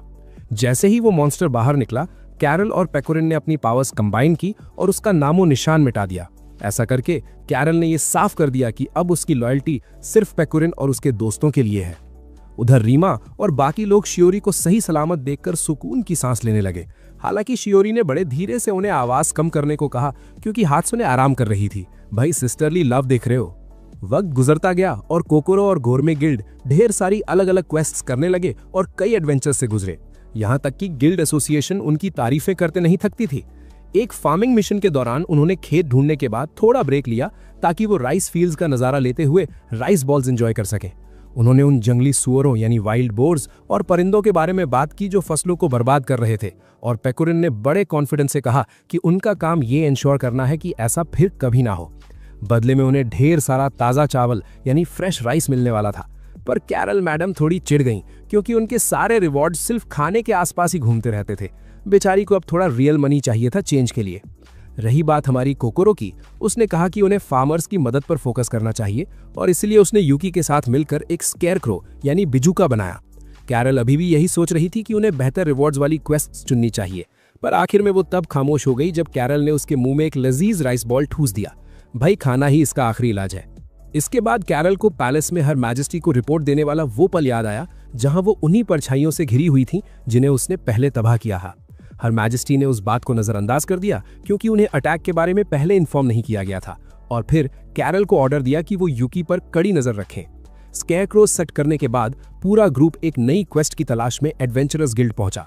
जैसे ही पेकोरिन ने एक ऐसी क्वेस्ट देखी जिसका रिवॉर्ड फिश था, उसकी आंखों में चमक आ गई, पर कैरल ने उसे तुरंत रिजेक्ट कर दिया। शौक देखो। उसी वक्त यूकी की नजर एक नोटिस पर पड़ी जिसमें कोई ऐसे लोगों को ढूंढ रहा था जो उन्हें प्रॉपर गिल्ड की तरह काम करना सिखा सके और बदले में ढेर सारे अनस्पेसिफाइड रिवॉर्ड्स का वादा था। कोकोरो उनके पास आई और वार्न किया कि इस क्वेस्ट को एक्सेप्ट मत करना क्योंकि ये ऑफिशियली अप्रूव नहीं है। उसने समझाया कि वो जितनी बार भी वो नोटिस वहां से हटाते हैं, अगले दिन एक नया नोटिस वहां टपक जाता है। ग्रुप ने उसकी बात को इग्नोर करने का फैसला किया, पर यूकी ने गिल्ड हॉल से निकलते वक्त वो नोटिस अपने पास रख लिया। इस बीच उन्होंने देखा कि लूसो गिल्ड की लड़कियां ऐसे प्रिटेंड कर रही हैं जैसे वो किसी मुसीबत में हो। कैरल ने तुरंत ताड़ लिया कि ये सब नौटंकी है और इग्नोर करने को कहा, पर उन लड़कियों ने उनका रास्ता रोक लिया और अपनी परफॉर्मेंस जारी रखी जैसे वो किसी का भी ध्यान खींचने के लिए गिड़गिड़ाती हो। तभी मिसुगी ने यूकी के हाथ में वो नोटिस देखा और पूछा कि क्या वो उनकी मदद करने में इंटरेस्टेड है। इसके बाद जब वो एक रेस्टोरेंट में बैठे थे तो लिटिल लिरिकल की लड़कियों ने माना कि वो एक मेंटोर की तलाश में है क्योंकि उन्हें बिल्कुल आइडिया नहीं है कि गिल्ड की तरह काम कैसे करते हैं। कैरल को ये बात बिल्कुल हजम नहीं हुई और उसने पूछा कि वो एक ऑफिशियल मीटिंग में 3 ऑड लिटिल क्रीचर्स की तरह क्यों बिहेव कर रही हैं, जिस पर क्योका ने जवाब दिया कि वो लैंडसोल की शांति को प्रोटेक्ट करना चाहती हैं। इन बातों ने गोरमे गिल्ड के मेंबर्स को अपने असूलों पर सोचने पर मजबूर कर दिया, क्योंकि अब तक वो सिर्फ खाने और पैसे के बारे में सोचते थे। उन्हें थोड़ा गिल्टी फील हुआ और इसीलिए वो लिटिल लिरिकल की मदद करने के लिए राजी हो गए। उस रात उन्होंने प्लानिंग शुरू की कि कैसे उन लड़कियों को अकेले क्वेस्ट्स एक्सेप्ट करने का एक्सपीरियंस दिलाया जाए। कैरल को उस मैप पर शक था जो उनके लिए बनाया गया था, पर कोकोरो ने उसे समझाया कि वो खुद को अंडर एस्टिमेट ना करे क्योंकि वो बहुत काइंड है और एक स्किल्ड टीचर भी है। उस वक्त पेकोरिन कुछ बना रही थी और जब उन्होंने पूछा कि क्या चल रहा है तो उसने कहा कि ये कल ही पता चलेगा।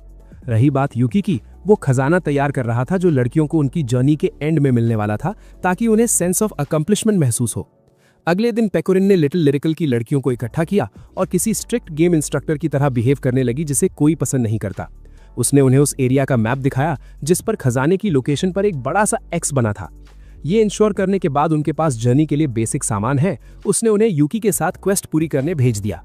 कैरल मन ही मन सोच रही थी कि क्या वो वाकई सही सलामत रहेंगे, क्योंकि यूकी गाइड से ज्यादा एक बर्डन लग रहा था।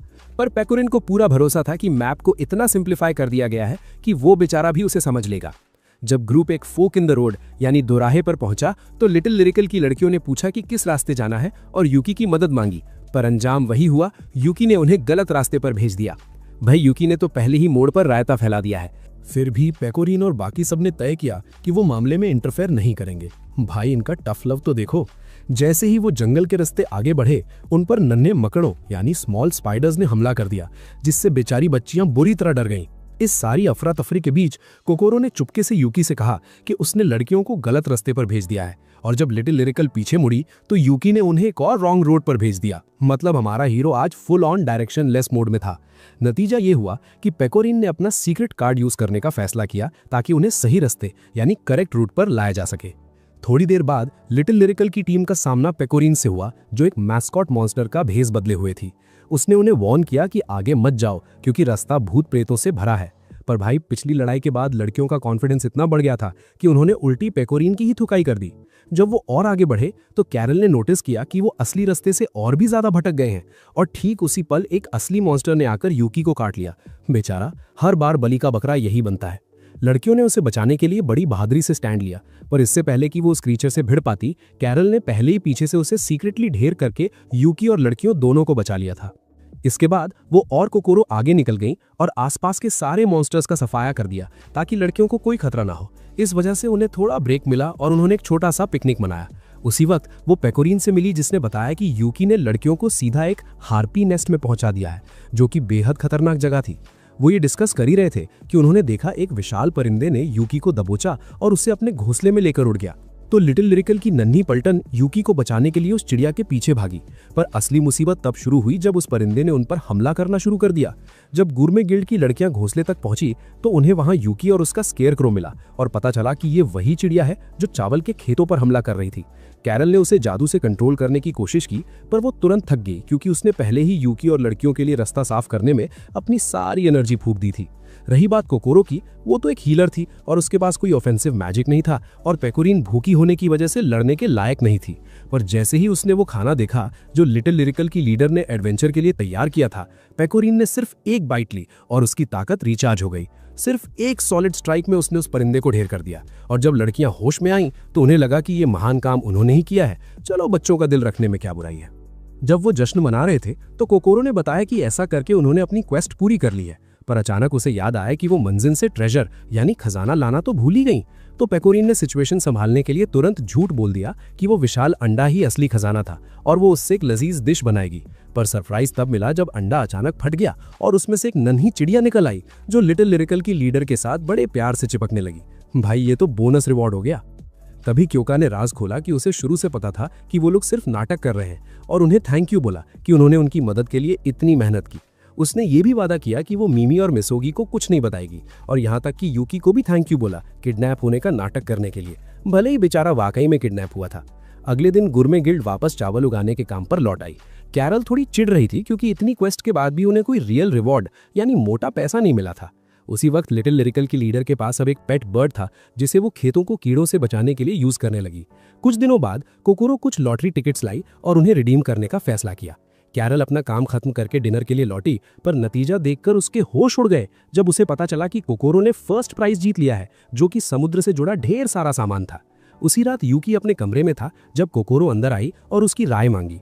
उसने समझाया कि वो जंगल में पली बड़ी है और उसने पहले कभी स्विमसूट नहीं पहना, इसलिए वो थोड़ी नर्वस है। उसने ये भी ऐड किया कि शॉप वालों ने तो तारीफें की हैं, पर उसे खुद पर भरोसा नहीं है और वो जानना चाहती थी कि क्या यूकी को ये पसंद आया। जब यूकी ने थम्स अप दिखाकर अप्रूवल दिया तो उसने उसे तैरने की एक इंस्ट्रक्शनल बुक थमा दी और वो दोनों साथ मिलकर तैरने की मूवमेंट्स की प्रैक्टिस करने लगे। भाई, ये सीन तो काफी होलसम था। अगले दिन पूरा ग्रुप बीच पर पहुंचा। पेकोरीन हमेशा की तरह खुश थी, जबकि कैरल लोगों के सामने अपनी चार्म्स दिखाने में थोड़ी शर्म महसूस कर रही थी। पर पेकोरीन ने उसे जबरदस्ती खींच लिया और पानी में कदम रखते ही उसने यूकी पर पानी उछाल दिया, जिससे बेचारे की आंखों में समुद्र के नमक की वजह से जलन होने लगी। क्लासिक बीच डिजास्टर। थोड़ी देर खेलने के बाद वो किनारे पर लौटे और पेकोरीन ने नोटिस किया कि वो थोड़ा थक गई है, जो कोकोरो को अजीब लगा क्योंकि वो हमेशा एनर्जी से भरे रहती है। तब पेकोरीन ने बताया कि उसका असली आर्मर उसे इंक्रीज्ड एंड्योरेंस देता है, पर बदले में उसे और भी ज्यादा भूख लगती है। क्योंकि इस बार उसने सिर्फ स्विमसूट पहना था, वो जल्दी थक रही थी। तो कैरल ने उसे चिल्लाकर समझाया कि अपने ऐसे टॉप सीक्रेट सबके सामने रिवील मत किया करो। लेकिन पेकोरीन ने एकदम भोलेपन से जवाब दिया कि सब ठीक है क्योंकि वो सब दोस्त हैं। ठीक उसी मोमेंट पर उन्हें सुजुमे दिखाई दी, जो बेचारी अपने गधे के पीछे कीचड़ में घसीटी जा रही थी। भाई, ये तो अलग ही लेवल का एडवेंचर चल रहा था। वो तुरंत उसे बचाने के लिए भागे। सुजुमे ने कोकोरो को मदद के लिए थैंक यू बोला, सबसे इंट्रो किया और बताया कि वो कोकोरो से पहले मार्केट में मिल चुकी है। फिर सुजुमे ने उन्हें बताया कि उन्होंने समुद्र के पास एक नया स्नैक स्टैंड खोला है और उन्हें वहां आने का इन्विटेशन दिया। वहां वो शिजुरू से मिले और उन्होंने दबाकर खाना ऑर्डर किया। खाना खाते वक्त कैरल ने नोटिस किया कि उनके अलावा वहां एक भी कस्टमर नहीं था, जबकि ये तो बिजी आवर्स होने चाहिए थे। उन्हें ये समझने में देर नहीं लगी कि बीच पर एक दूसरे फूड स्टैंड ने सारे कस्टमर्स चुरा लिए हैं। तो टीम ने तय किया कि वो पता लगाएंगे कि आखिर लोग वहां क्यों जा रहे हैं, और उन्हें ये पता चला कि वो मर्क्यूरियस फाउंडेशन का एक स्पेशल तायाकी स्टैंड था। थोड़ी देर बाद फाउंडेशन की हेड अकीनो प्रकट हुई और बड़े घमंड से बोलने लगी कि वो लोग एमेचर्स हैं जिन्हें खाने की कोई समझ नहीं है। उसने शिजुरू से ये भी कहा कि वो उसकी सबऑर्डिनेट बन जाए ताकि जल्दी पैसे कमा सके, पर शिजुरू ने उसका ऑफर ठुकरा दिया। तभी मीफुयू की गिल्ड के एक साथी ने राज खोला कि असलियत में अकीनो पेकोरीन के साथ कोऑपरेट करना चाहती थी, पर उसकी प्राइड यानी घमंड उसे ये मानने से रोक रहा था। फिर भी अकीनो ने अपनी हॉटी लेडी वाली नौटंकी जारी रखी और पेकोरीन से कहा कि वो समर खत्म होने से पहले उनकी टीम ज्वाइन कर ले। ये सुनकर कैरल को बहुत गुस्सा आया। जब वो स्नैक स्टैंड वापस लौटे तो कैरल ने कहा कि वो अकीनो को इतनी आसानी से मनमानी नहीं करने देगी, पर शिजुरू ने उसे बड़े प्यार से समझाया कि अकीनो के बिजनेस चक्कर में वो अपनी वेकेशन खराब ना करें। फिर लड़कियों ने समझाया कि उनकी गिल्ड का मिशन ही साथ मिलकर लजीज खाना एंजॉय करना है, इसलिए स्टैंड के लिए एक न्यू मेन्यू तैयार करना उन्हें वाकई खुशी देगा। थोड़ी देर बाद वो इंग्रेडिएंट्स की तलाश में बीच पर निकल पड़े और कई घंटों की मेहनत के बाद उन्होंने कुछ ताज़ा माल यानी फ्रेश प्रोड्यूस जमा कर ही लिया। अचानक उन्हें इमरजेंसी बेल सुनाई दी तो वो किनारे की तरफ भागे और वहां उन्होंने देखा कि समुद्र में क्रैकन यानी विशाल स्क्विड ने युकारी को दबोचा हुआ है। तुरंत पेकोरिन और कैरल ने मिलकर उसे पानी से बाहर खींचा और फिर शिज़रू ने एक फिनिशिंग ब्लो के साथ लड़ाई खत्म कर दी। भाई, फुल सिनेमैटिक एंडिंग। जब उन्होंने मामला सुलझा लिया तो वो सोचने लगे कि इस क्रैकन का क्या किया जाए। तो कोकोरो ने सजेस्ट किया कि क्यों ना इसे ही खाने में इंग्रेडिएंट की तरह यूज करें।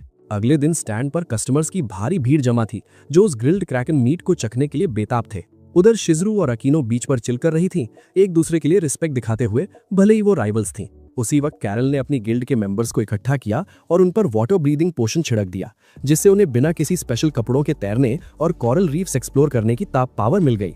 पानी के अंदर रहते हुए कोकोरो ने वो सब याद किया जो उसने गिल्ड ज्वाइन करने के बाद महसूस किया था, और उसने सब का क्रेडिट अपने मास्टर यूकी को दिया, क्योंकि उसके बिना ये सब कभी नहीं होता। कुछ दिनों बाद टीम वापस गिल्ड हाउस लौटी और साथ बैठकर ब्रेकफास्ट करते हुए अपनी ट्रिप की बातें करने लगी। कैरल ने कहा कि सबसे बढ़िया चीज वो स्क्विड मीट था, पर अब वो इतनी जल्दी दोबारा कोई स्क्विड नहीं पकड़ पाएंगे। उन्होंने इस बारे में भी बात की कि अब वो वाकई अलग अलग तरह का खाना ट्राई कर रहे हैं, जिसका मतलब था कि वो अपनी गिल्ड का असली गोल पूरा कर रहे हैं। थोड़ी देर बाद पेकोरिन मार्केट गई, जबकि कोकोरो और यूकी रेस्टोरेंट के ओनर को स्क्विड सैंडविचेस डिलीवर करने गए और कैरल घर की देखभाल के लिए रुक गई। जब वो वहां पहुंचे तो उन्होंने देखा कि शिरू और कुनुमी रेस्टोरेंट के ओनर का मूड ठीक करने की कोशिश कर रहे हैं, क्योंकि वो बेचारा बहुत उदास और परेशान था। जैसे ही उन्होंने यूकी को देखा, उन्होंने बताया कि ओनर बिना रुके पुडिंग बनाए जा रहा है और कई दिनों से सोया तक नहीं है। ठीक उसी मोमेंट पर यूकी की नजर परछाइयों में छुपे किसी पर पड़ी। तब एक लड़की अपने हाइडिंग प्लेस से बाहर आई और बोली कि उसका नाम शिनोबू द होली वन है। उसने समझाया कि उसने एक अफवाह सुनी थी कि एक आदमी पागलों की तरह पुडिंग बनाया जा रहा है, जैसे उस पर कोई भूत सवार हो। तो वो देखने आई थी कि ये सच है या नहीं, पर उसे वहां कोई और ही मिल गया। इसके बाद उसने अपनी गिल्ड मेट मियाको को प्रकट होने को कहा और बताया कि वही इस पोजेशन यानी भूत सवार होने की जिम्मेदार है। तब मियाको ने माना कि उसे पुडिंग खाना बहुत पसंद है, पर ओनर ने उसमें कीड़े डालना शुरू कर दिया था, इसलिए उसे मजबूर होकर उस पर कब्जा करना पड़ा ताकि वो इसे रोक सके, और फिर उसे पनिशमेंट देने के लिए पुडिंग के लिए पागल बना दिया। शिनोबू ने मियाको से कहा कि अपनी पावर्स इतनी कैजुअली यूज ना करे।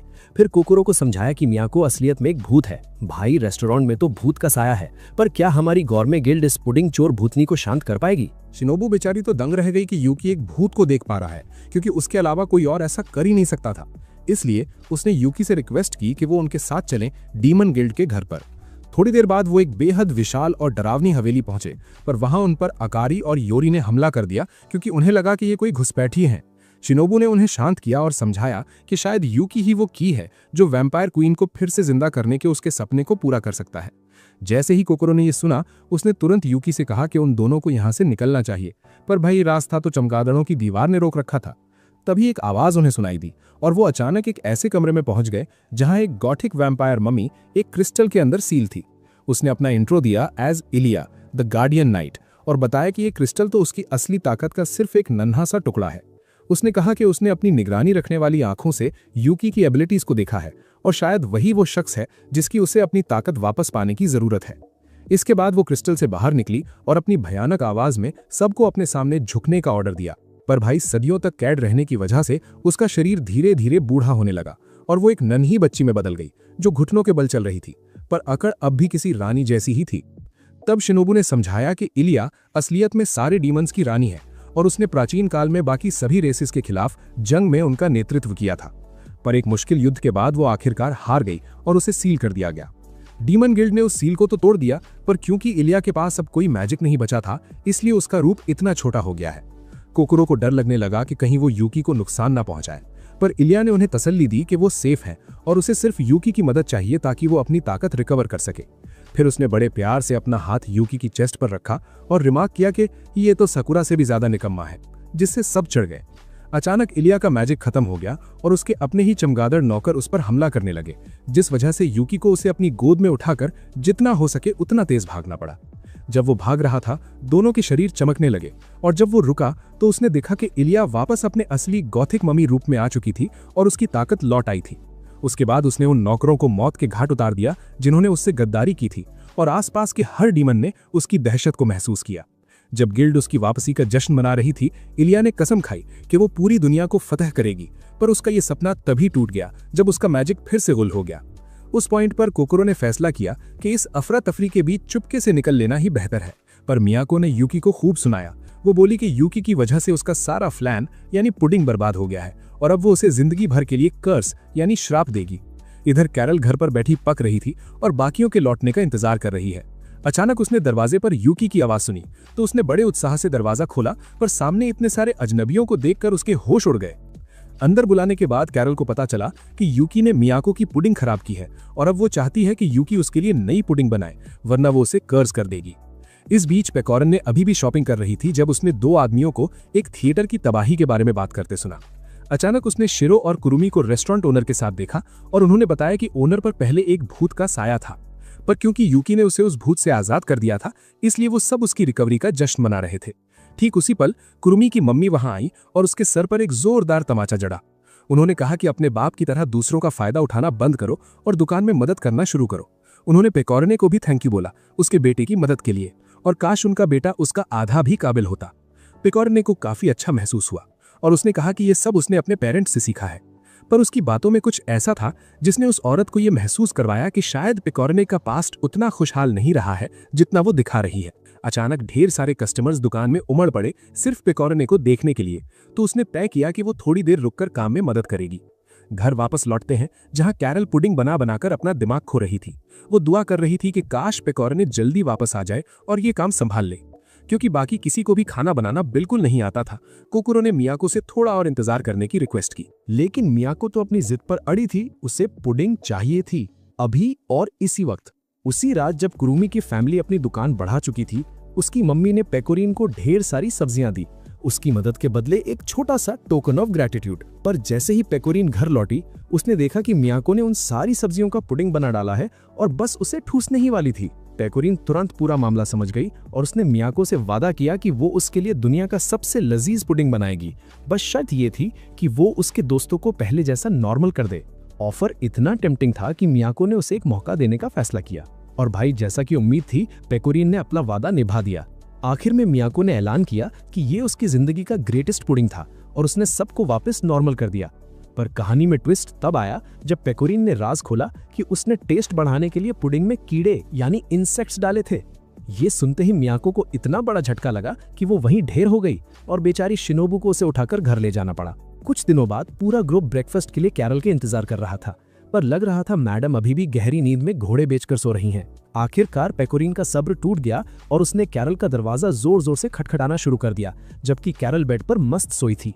एक पल के लिए तो पेकोरिन को लगा कि कैरल निकल ली, डाइड, तो वो पैनिक हो गई, खिड़की तोड़ी और अंदर घुस गई, सिर्फ ये देखने के लिए कि कैरल एकदम भली चंगी थी। टेबल पर बैठते ही कैरल ने उसे वार्न किया कि वो उसकी पर्सनल स्पेस की रिस्पेक्ट करे, पर हमारी भोली पेकोरिन अपनी ही सोच में डूब गई और समझने लगी कि पर्सनल शायद मेन्यू में कोई साइड डिश है।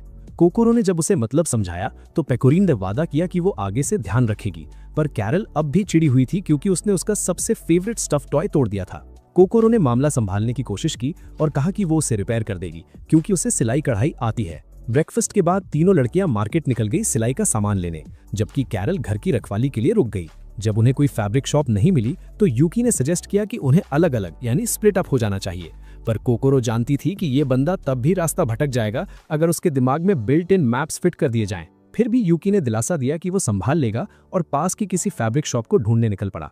थोड़ी ही देर में उसे एक शॉप मिल तो गई, पर उसने देखा कि एक परछाई दुकान के ओनर को निगलने वाली है, तो वो उसे बचाने के लिए अंदर कूद पड़ा। पर भाई वो शैडो हमारे हीरो से कहीं ज्यादा ताकतवर थी और यूकी को अपनी मौत सामने दिखने लगी। ठीक उसी मोमेंट पर शिजुने नाम की एक लड़की ने बड़े ड्रामेटिक फैशन में एंट्री मारी और उस शैडो के 2 टुकड़े कर दिए। उसे ढेर करने के बाद वो यूकी की तरफ भागी, उसे लिटिल ब्रदर यानी छोटा भाई कहकर पुकारा और उस पर सवालों की बारिश कर दी। फिर उसे याद आया कि यूकी की मेमोरी गुल है, तो उसने कहा कि चिंता मत करो, वो उसे प्रोटेक्ट करेगी। ठीक तभी एक लाल बालों वाली लड़की चिल्लाते हुए अंदर आई और शिजुने को सुनाने लगी कि उसने खुद को खतरे में क्यों डाला, क्योंकि उन दोनों को तो सिर्फ दूर से ऑब्जर्व करना था। फिर वो शिजुने को घसीट कर ले गई और यूकी से कहा कि वो ऐसा नाटक करे जैसे उसने कुछ नहीं देखा। एक अंधेरी गली में वो लड़की शिकायत करती रही और शिजुने से बोली कि वो भी यूकी से बात करना चाहती थी, पर उन्हें ऑर्डर्स फॉलो करने होंगे। अचानक शिजुने को अपना मकसद याद आया और उसने जिद की कि वो खुद यूकी से मिलने जाएगी, जब तक कि दूसरी लड़की ने उसके सर पर एक तमाचा नहीं चढ़ दिया। दूसरी तरफ कोकोरो ने एक गुलाबी तितली देखी और उसके पीछे हो ली, पर एक अंधेरी गली में वो उसे खो बैठी। उसी वक्त घर की सफाई खत्म करके कैरल थोड़ा टहलने निकली, ये सोचते हुए कि क्या कोकोरो वाकई उसका खिलौना ठीक कर पाएगी। अचानक उसे एक खूबसूरत सफेद गुलाब दिखा और उसने तय किया कि वो इसे हर मेजेस्टी को तोहफे में देगी ताकि वो खुश हो जाएं। कहीं और शहर में ढेर सारी शैडोज प्रकट होने लगी थी और शिजुने ने ये खबर अपनी गिल्ड टीचर बरिस्ता तक पहुंचाई। इसके बाद यूकी बाकियों से मिल गया और भले ही उन्हें फैब्रिक शॉप नहीं मिली थी, उन्होंने तलाश जारी रखने का फैसला किया। उसी वक्त कैरल हर मेजेस्टी के पैलेस पहुंची जहां क्वीन शैडोज बनाने में बिजी थी और उसने एक बहुत ही पावरफुल शैडो बनाई जिसके चेहरे पर मेटल मास्क था। फिर उसने उस मास्क्ड शैडो को अपना शिकार लाने का ऑर्डर दिया और जब वो कैरल के पास से गुजरा तो कैरल का वो गुलाब मुरझा गया। क्वीन ने उसे तुरंत उस फिल्थ यानी गंदगी को फेंकने को कहा और कैरल ने उदास होते हुए भी बात मान ली। इस बीच यूकी और कोकोरो थोड़ा ब्रेक लेकर स्नैक्स खा रहे थे, पर जब यूकी के कपड़ों पर केचप गिर गया तो कोकोरो उसके लिए गीला टवल लेने गई। वहां उसका सामना उस लाल बालों वाली लड़की से हुआ जिसने बड़े बॉसी ढंग से पूछा कि वो यूकी के इतने करीब क्यों है। कोकोरो ने शांति से समझाया कि वो रूलर फहीद के ऑर्डर पर यूकी की सेवा करती है। उसी वक्त शिजुने प्रकट हुई और उस लड़की के सर पर तब तक थप्पड़ जड़े जब तक वो होश में नहीं आ गई और फिर कोकोरो से उस हंगामे के लिए माफी मांगी। भाई, ये शिजुने और वो लाल बालों वाली लड़की आखिर है कौन और उन्हें यूकी पर नजर रखने का ऑर्डर किसने दिया? उसने समझाया कि उसका भाई यूकी उन दोनों को जान से भी ज्यादा प्यारा है और बस इसीलिए वो उसे लेकर इतनी प्रोटेक्टिव रहती हैं। पर भाई, जैसे ही उन्होंने पीछे मुड़कर देखा उनके होश उड़ गए। यूकी उस बेंच पर था ही नहीं। उन्हें तुरंत फिक्र होने लगी कि कहीं उन शैडोज ने उसका किडनैप तो नहीं कर लिया। शिशुने ने सजेस्ट किया कि उन्हें अलग अलग होकर उसे ढूंढना चाहिए और कोकरो तुरंत पेकोरिन के पास भागी ताकि उसे पूरा मामला एक्सप्लेन कर सके। ठीक उसी वक्त उन्हें दो आदमी यूकी के किडनैपिंग के बारे में बात करते हुए सुनाई दिए तो उन्होंने तुरंत उनसे डिटेल्स मांगी। वो दोनों आदमी उन्हें एक अंधेरी और डरावनी हवेली तक ले गए, पर अंदर जाकर पता चला कि वो लोग यूकी नहीं बल्कि शिरो की बात कर रहे थे। तभी वहां गैंग लीडर एक बेहद टेरिफाइंग रूप में प्रकट हुआ और ऐलान किया कि जो भी उसके रास्ते में आएगा वो उसे मिटा देगा, इरेज एनीवन। पर भाई, ट्विस्ट तो देखो, ये वही थोड़ा प्लम्प बंदा निकला जो कुछ हफ्ते पहले पेकोरिन के रेस्टोरेंट गया था और पुरानी जान पहचान की वजह से उसने शिरो को जाने दिया। इसके बाद चारों लड़कियां इकट्ठा हुईं और पेकोरिन ने कहा कि उन्हें एडवेंचरस गिल्ड में यूकी के लिए एक मिसिंग नोटिस लगाना चाहिए। जब वो वहां पहुंचे और कैरन को बताया कि यूकी गायब है तो उन्हें पता चला कि वो तो थोड़ी देर पहले वहीं था, किसी क्वेस्ट के सिलसिले में। ठीक उसी पल यूकी अपने हाथ में एक रेनबो सिल्क वॉर्म पकड़े हुए लौटा और बताया कि वो फैब्रिक ढूंढने की क्वेस्ट पर गया था। असल में हुआ ये था कि जब वो बेंच पर इंतजार कर रहा था उसने भीड़ में एरिको को देख लिया और हॉस्पिटल वाले उसके ऑब्सेसिव पीछे पड़ने की वजह से वो तुरंत छुप गया। फिर उसने रेनबो सिल्क वॉर्म वाली क्वेस्ट देखी और उसे एक्सेप्ट कर लिया। वो बेचारा उस क्वेस्ट के चक्कर में लगभग मौत का खाना बन ही गया था, फिर भी उसने अकेले इसे पूरा किया क्योंकि वो कैरल के उस टूटे हुए खिलौने को ठीक करना चाहता था। शिशुने और वो लाल बालों वाली लड़की दूर से उसे देख रही थी और उन्होंने नोटिस किया कि भले ही यूकी की मेमोरी गुल है पर वो आज भी उतना ही काइंड एंड कंसिडरेट है जितना वो हमेशा से था। उस रात जब कैरल घर जा रही थी वो थोड़ी वरिड थी कि कहीं नई शैडो उसकी उम्मीद से ज्यादा ताकतवर ना हो और वो सोच रही थी कि क्या उसे ये डबल एजेंट वाला नाटक जारी रखना चाहिए या बस हार मान लेनी चाहिए। और जब उसने घर खाली पाया तो उसकी इरिटेशन और बढ़ गई, पर जैसे ही उसने देखा कि उसके दोस्त उसका रिपेयर किया हुआ खिलौना लेकर लौटे हैं उसके चेहरे पर एक प्यारी सी स्माइल आ गई। एक दिन पेकोरिन ने सपना देखा कि उसके पेरेंट्स ने उसे पहचानने से मना कर दिया है और वो फूट फूट कर रोने लगी। सुबह उठने के बाद उसने हमेशा की तरह पूरे एंथुजियाज्म के साथ सबके लिए ब्रेकफास्ट बनाया, पर कैरल ने शिकायत शुरू कर दी क्योंकि पेकोरिन ब्रेड के अंदर अंडा डालना भूल गई है। पेकोरिन ने सच बताया कि उसे मार्केट में सारे इंग्रेडिएंट्स नहीं मिले क्योंकि शहर के मेन ब्रिज पर एक ड्रैगन ने घोंसला बना लिया है। गांव वालों ने रॉयल पैलेस से मदद मांगी थी पर पता नहीं क्यों वहां से कोई जवाब ही नहीं आया। पेकोरिन ने बताया कि उसने खुद एडवेंचरस गिल्ड जाकर ये क्वेस्ट एक्सेप्ट कर ली है। हालांकि कैरन ने नोटिस किया कि इस क्वेस्ट का रैंक उनकी औकात से काफी ऊपर था। इसके बाद कैरन ने पेकोरिन के आर्मर के शोल्डर्स का यूज करके खुद को डिफेंड किया और ड्रैगन को गालियां देते हुए ब्रिज से भगा दिया। उसी वक्त यूकी और बाकियों ने जंगल में एक रोप ट्रैप लगाया था और जैसे ही कैरल ने उसके ऊपर से जंप मारी ड्रैगन उसमें फंसकर लड़खड़ा गया। फिर क्या था, पेकोरिन ने अपना वेपन चलाया और ड्रैगन को ढेर कर दिया और खुशी के मारे सबको गले लगा लिया। उन्हें बिल्कुल एहसास नहीं था कि वो मास्क्ड शैडो पूरे वक्त उनके करीब ही था और एक मासूम मर्चेंट की आत्मा चुरा रहा था। फिर वो गिल्ड लौटे जहां कैरन ने कंफर्म किया कि क्वेस्ट पूरी हो गई है और रिपोर्ट लिखने को कहा।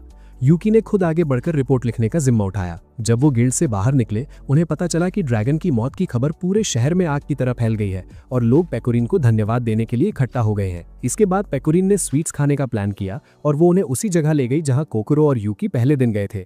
वहां पता चला कि लैबिरिंथ गिल्ड उस जगह की मालकिन है और वो सब हैरान रह गए जब उन्होंने यूकी को लड़कियों के ग्रुप के साथ देखा। शिनोबू उसे देखकर इतनी खुश हुई कि उसने उन्हें फ्री क्रेप्स ऑफर किए और कहा कि जितना मन करे उतना खाओ। बेचारी को ये नहीं पता था कि पेकोरिन का पेट एक ब्लैक होल है जो पूरा स्टॉक साफ कर देगी जाएगी और फिर भी जगह बची रहेगी। उसी रात बरिस्ता एक पास के गांव में गई और देखा कि वहां के सारे रेजिडेंट्स को शैडोज ने खत्म कर दिया है। थोड़ी देर बाद यूकी ने सपने में अपनी पुरानी यादें रिकवर करनी शुरू कर दी और देखा कि उसकी मौत हो रही है, जिस वजह से वो चिल्ला उठा। शुक्र है एक हीड ने उसे उस सपने से बाहर निकाला और वार्न किया कि जो उसने देखा वो शायद उसका एक ऐसा पास्ट है जो वो कई बार जी चुका है और शायद एक ऐसा फ्यूचर जो अभी आना बाकी है। भाई यूकी ने जो सपना देखा, क्या वो वाकई एक लूप का हिस्सा है? और वो मास्क्ड शैडो आखिर अगला निशाना किसे बनाएगा? फिर उसने ये भी बताया कि जल्द ही एक बहुत बड़ी घटना यानी इंपॉर्टेंट इवेंट होने वाली है, जिसके बाद उसने यूकी को वापस असली दुनिया में भेज दिया। यूकी की जब आंख खुली तो वो पसीने में तरबतर था। उसने तुरंत लड़कियों से कहा कि उसे तलवार चलाना सीखना है, तो पेकोरिन ने बिना देर किए उसे ट्रेन करने का ऑफर दे दिया। इसके बाद जब वो अपनी मूवमेंट्स की प्रैक्टिस कर रहा था, कोकोरो उसे बड़े फख्र से देख रही थी, ये सोचते हुए कि यूकी की सारी मेहनत जल्द ही रंग लाएगी। थोड़ी देर बाद जब वो सब लंच के लिए इकट्ठा हुए तो कोकोरो ने बताया कि शायद कैरल उन्हें ज्वाइन नहीं कर पाएगी क्योंकि उसे कुछ जरूरी काम निपटाने हैं। जब वो उसका इंतजार कर रहे थे, पेकोरिन ने दो आदमियों को बातें करते सुना कि उन्होंने अपनी आंखों से प्रिंसेस युस्तियाना को देखा है, और ये सुनते ही उसके चेहरे से स्माइल गायब हो गई। वो दोनों आदमी उसकी खूबसूरती की इतनी तारीफ कर रहे थे कि कोकोरो खुद ये दुआ करने लगी कि काश वो भी उसे एक दिन देख पाए, क्योंकि वो प्रिंसेस किसी फैंटेसी नॉवल की परी जैसी लग रही थी। बाहर कैरल बेचारी सड़क के कुत्तों को खाना खिला रही थी जब उसकी मुलाकात कुरुमी और शिरू से हुई और उन्होंने उसे ड्रिंक के लिए इन्वाइट किया। इससे पहले कि वो उन्हें भागने को कहती, वो विशाल परछाई जो अब पहले से कहीं ज्यादा भयानक थी, अचानक उसके बगल में प्रकट हो गई। पूरे शहर में अफरा तफरी फैल गई और पेकोरिन को बाहर कुछ लड़के मिले जिन्होंने बताया कि कैरल शायद खतरे में है। असलियत में कैरल दूर से उस विशाल शैडो को देख रही थी जो शहर के लोगों को निगलने ही वाली थी, क्योंकि उसके ऑर्डर्स सिर्फ ऑब्जर्वेशन के थे। भाई ये लॉयल्टी भी काफी भारी पड़ रही थी। ठीक उसी पल पेकोरिन वहां पहुंची और सबको पीछे हटने को कहा ताकि वो अपनी पूरी ताकत से उस मॉन्स्टर का सामना कर सके। कैरल जब पेकोरिन को देखा तो वो हाइडिंग प्लेस से बाहर आ गई, पर जब उन्होंने उससे मदद मांगी तो वो एक पल के लिए हिचकिचाई। उस हिचकिचाहट की वजह से शैडो उसे लगभग निगल ही गई थी, पर पेकोरिन ने आखिरी सेकंड में उसकी जान बचा ली। और भले ही पेकोरिन ने अपना सबसे स्ट्रॉन्गेस्ट अटैक किया, पर वो शैडो और भी ताकतवर हो गई और एक भयानक धमाका हुआ जिसने कैरल को जमीन पर पटक दिया। पर जब उसने आंखें खोली तो उसने देखा कि पेकोरिन ने उसे पत्थरों के नीचे दबने से बचाया था और अपनी बॉडी को खतरे में डालकर उसकी ढाल बन गई थी। क्योंकि पेकोरिन की पीठ एकदम खुली थी, शैडो ने बिना रुके उस पर हमला शुरू कर दिया। फिर भी उसने एक ट्रू हीरोइन की तरह सब कुछ सहा ताकि कैरल को प्रोटेक्ट कर सके, जिसका पैर मलबे में फंसा था। और जब शैडो ने एक महान अटैक तैयार किया तो पेकोरिन ने अपने आर्मर का एक हिस्सा कैरल को दे दिया ताकि उसकी डिफेंस बढ़ जाए, और खुद सीधा उस अटैक के सामने कूद पड़ी। एक बेहद भयानक धमाके के बाद शैडो के चेहरे पर एक दरार आ गई और पेकोरिन थकान के मारे ढेर हो गई। रही बात कैरल की, जब उसने आखिरकार खुद को आजाद कर लिया तो वो भागी भागी अपनी दोस्त का हाल देखने पहुंच गई। जैसे ही पेकोरिन ने आंखें खोली, कैरल उस पर किसी फूलिश इडियट की तरह चिल्लाने लगी कि उसने अपनी जान खतरे में क्यों डाली। उसकी आंखों में आंसू चमक रहे थे क्योंकि उसे याद आया कि थोड़ी देर पहले वो उसे छोड़कर जाने वाली थी। फिर भी पेकोरिन ने अपनी जान पर खेलकर उसे बचाया। कोकोरो तुरंत पेकोरिन की केयर करने भागी, जबकि यूकी ने मॉन्स्टर का अकेले सामना करने की तैयारी की। जैसे ही उसकी एनर्जी बढ़ी, उसकी यादें वापस आने लगी। तभी अचानक उसने अपनी पावर्स पर से कंट्रोल खो दिया, पर तभी एक विशाल दीवार प्रकट हुई जिसने उसे मॉन्स्टर से अलग कर दिया और उसने खुद को मलबे और धुएं के बीच खड़ा पाया। जब वो अपने दोस्तों को ढूंढ रहा था, तभी बरिस्ता वहां आई और उसे तसल्ली दी कि फिक्र मत करो, उसके साले दोस्त उसके साथ ही हैं। उसी वक्त कोकोरो पैलेस के अंदर थी और वहां उसने पेकोरिन की एक तस्वीर यानी पोर्ट्रेट देखी जिसमें वो राजा और रानी के साथ थी। थोड़ी देर बाद पेकोरिन हॉल में दाखिल हुई और समझाया कि वो एक नए किले के अंदर है, पर अजीब बात ये थी कि वहां वो दोनों अकेली थी। तो कोकोरो ने उससे उस दीवार पर टंगी पोर्ट्रेट के बारे में पूछा और पेकोरिन ने जवाब दिया कि उसकी असली पहचान जस्टियाना वॉन एस्टर है, जो एंसेल की प्रिंसेस है। इसके बाद उसने राज खोला कि उसके माँ बाप ने उसे एक मिशन पर भेजा था ताकि वो एंसेल के लोगों के बीच रहे और उन्हें समझे, ताकि वो देश पर राज करने के लायक बन सके। उसकी मम्मी ने उसे वो ताज भी दिया था जो वो आज भी पहनती है और समझाया था कि ये उसे हर नुकसान से बचाएगा, पर बदले में उसे बेहद भूख महसूस होगी। पेकोरिन ने वो तोहफा एक्सेप्ट किया और पूरे कॉन्टिनेंट का सफर किया ताकि अपना मिशन पूरा कर सके। पर जब वो घर लौटी तो मेन गेट के गार्ड्स ने उसे अंदर नहीं जाने दिया, तो उसे मजबूर होकर किले के अंदर अपना रास्ता खुद बनाना पड़ा। किले के अंदर वो अपनी मम्मी की मेड से मिली, पर उसने भी उसे पहचानने से मना कर दिया। जस्टियाना बेचारी किले के हॉल्स में भटकती रही, किसी ऐसे को ढूंढती रही जो उसे जानता हो, जब तक कि वो आखिरकार उस थ्रोन रूम तक नहीं पहुंच गई जहां उसके माँ बाप बैठे थे। भाई पेकोरिन तो असली प्रिंसेस निकली, पर उसके घर वाले ही उसे पहचानने से इनकार कर रहे हैं। क्या ये वही इंपॉर्टेंट इवेंट है जिसकी वार्निंग यूकी को मिली थी? उसने उन्हें बताया कि वो अपने सफर से वापस लौट आई है, पर हद तो तब हो गई जब उसके सगे माँ बाप ने भी उसे पहचानने से इनकार कर दिया। ठीक उसी मोमेंट पर एक सफेद बालों वाली डीमन कमरे में दाखिल हुई और बड़ा झूठ बोल दिया कि असली प्रिंसेस यूस्टियाना वो खुद है। इस पॉइंट पर पेकोरीन को समझ आ गया कि ये औरत कोई और नहीं बल्कि वही हर मैजेस्टी है जो पर्दे के पीछे से सब कुछ कंट्रोल कर रही थी। मतलब असली विलन की एंट्री हो चुकी थी। अब कोई और रास्ता ना देखकर पेकोरीन ने पैलेस छोड़ दिया और अपने अतीत यानी पास्ट को हमेशा के लिए पीछे छोड़ने का फैसला किया। उसने बिना किसी मंजिल के एक नया सफर शुरू किया और उसी दौरान वो यूकी और बाकियों से मिली। वहां से उसकी जिंदगी पहले से कहीं ज्यादा बेहतर हो गई।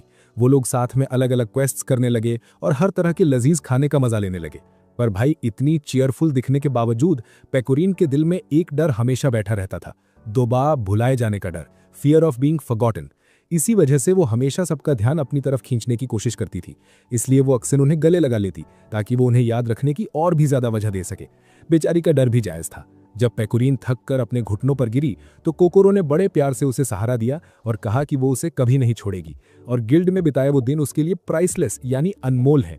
ये बातें सुनकर पेकोरीन का सब्र टूट गया और उसने अपने सारे दबे हुए इमोशंस को खुलकर बहा दिया। पर उसे ये नहीं पता था कि कैरल दरवाजे से ये सब देख रही थी। इसके बाद कैरल ने अपनी नजर कोलिजियम की तरफ घुमाई और आखिरकार उसे समझ आ गया कि उसकी असली जगह कहाँ है। उसने खुद को उस शैडो का सामना करने के लिए तैयार किया। उसी वक्त बरिस्ता ने यूकी को तसल्ली दी कि वो उसकी दुश्मन नहीं है और उसे उस जगह को याद करने को कहा जहां वो खड़ा था। यूकी ने रियलाइज किया कि ये जगह तो बिल्कुल रूलर अहिद के घर जैसी लग रही है। बरिस्ता ने तब बताया कि वो असलियत में उसकी अपनी गार्डियन एंजल थी और वो धीरे धीरे उसकी यादें रिकवर करने में मदद कर रही थी। फिर उसने यूकी के अंदर सोई हुई प्रिंसेस नाइट पावर के बारे में बताया, पर साथ ही वॉर्न भी किया कि बिना मेमोरीज के उस पावर का यूज करना उसके वजूद के लिए खतरनाक हो सकता है। उसने उन शैडोज के बारे में भी बताया जिन्होंने सैकड़ों लोगों की आत्माओं को निगल लिया था और समझाया कि वो शैडोज किसी बेहद पावरफुल चीज की मर्जी से बनी है।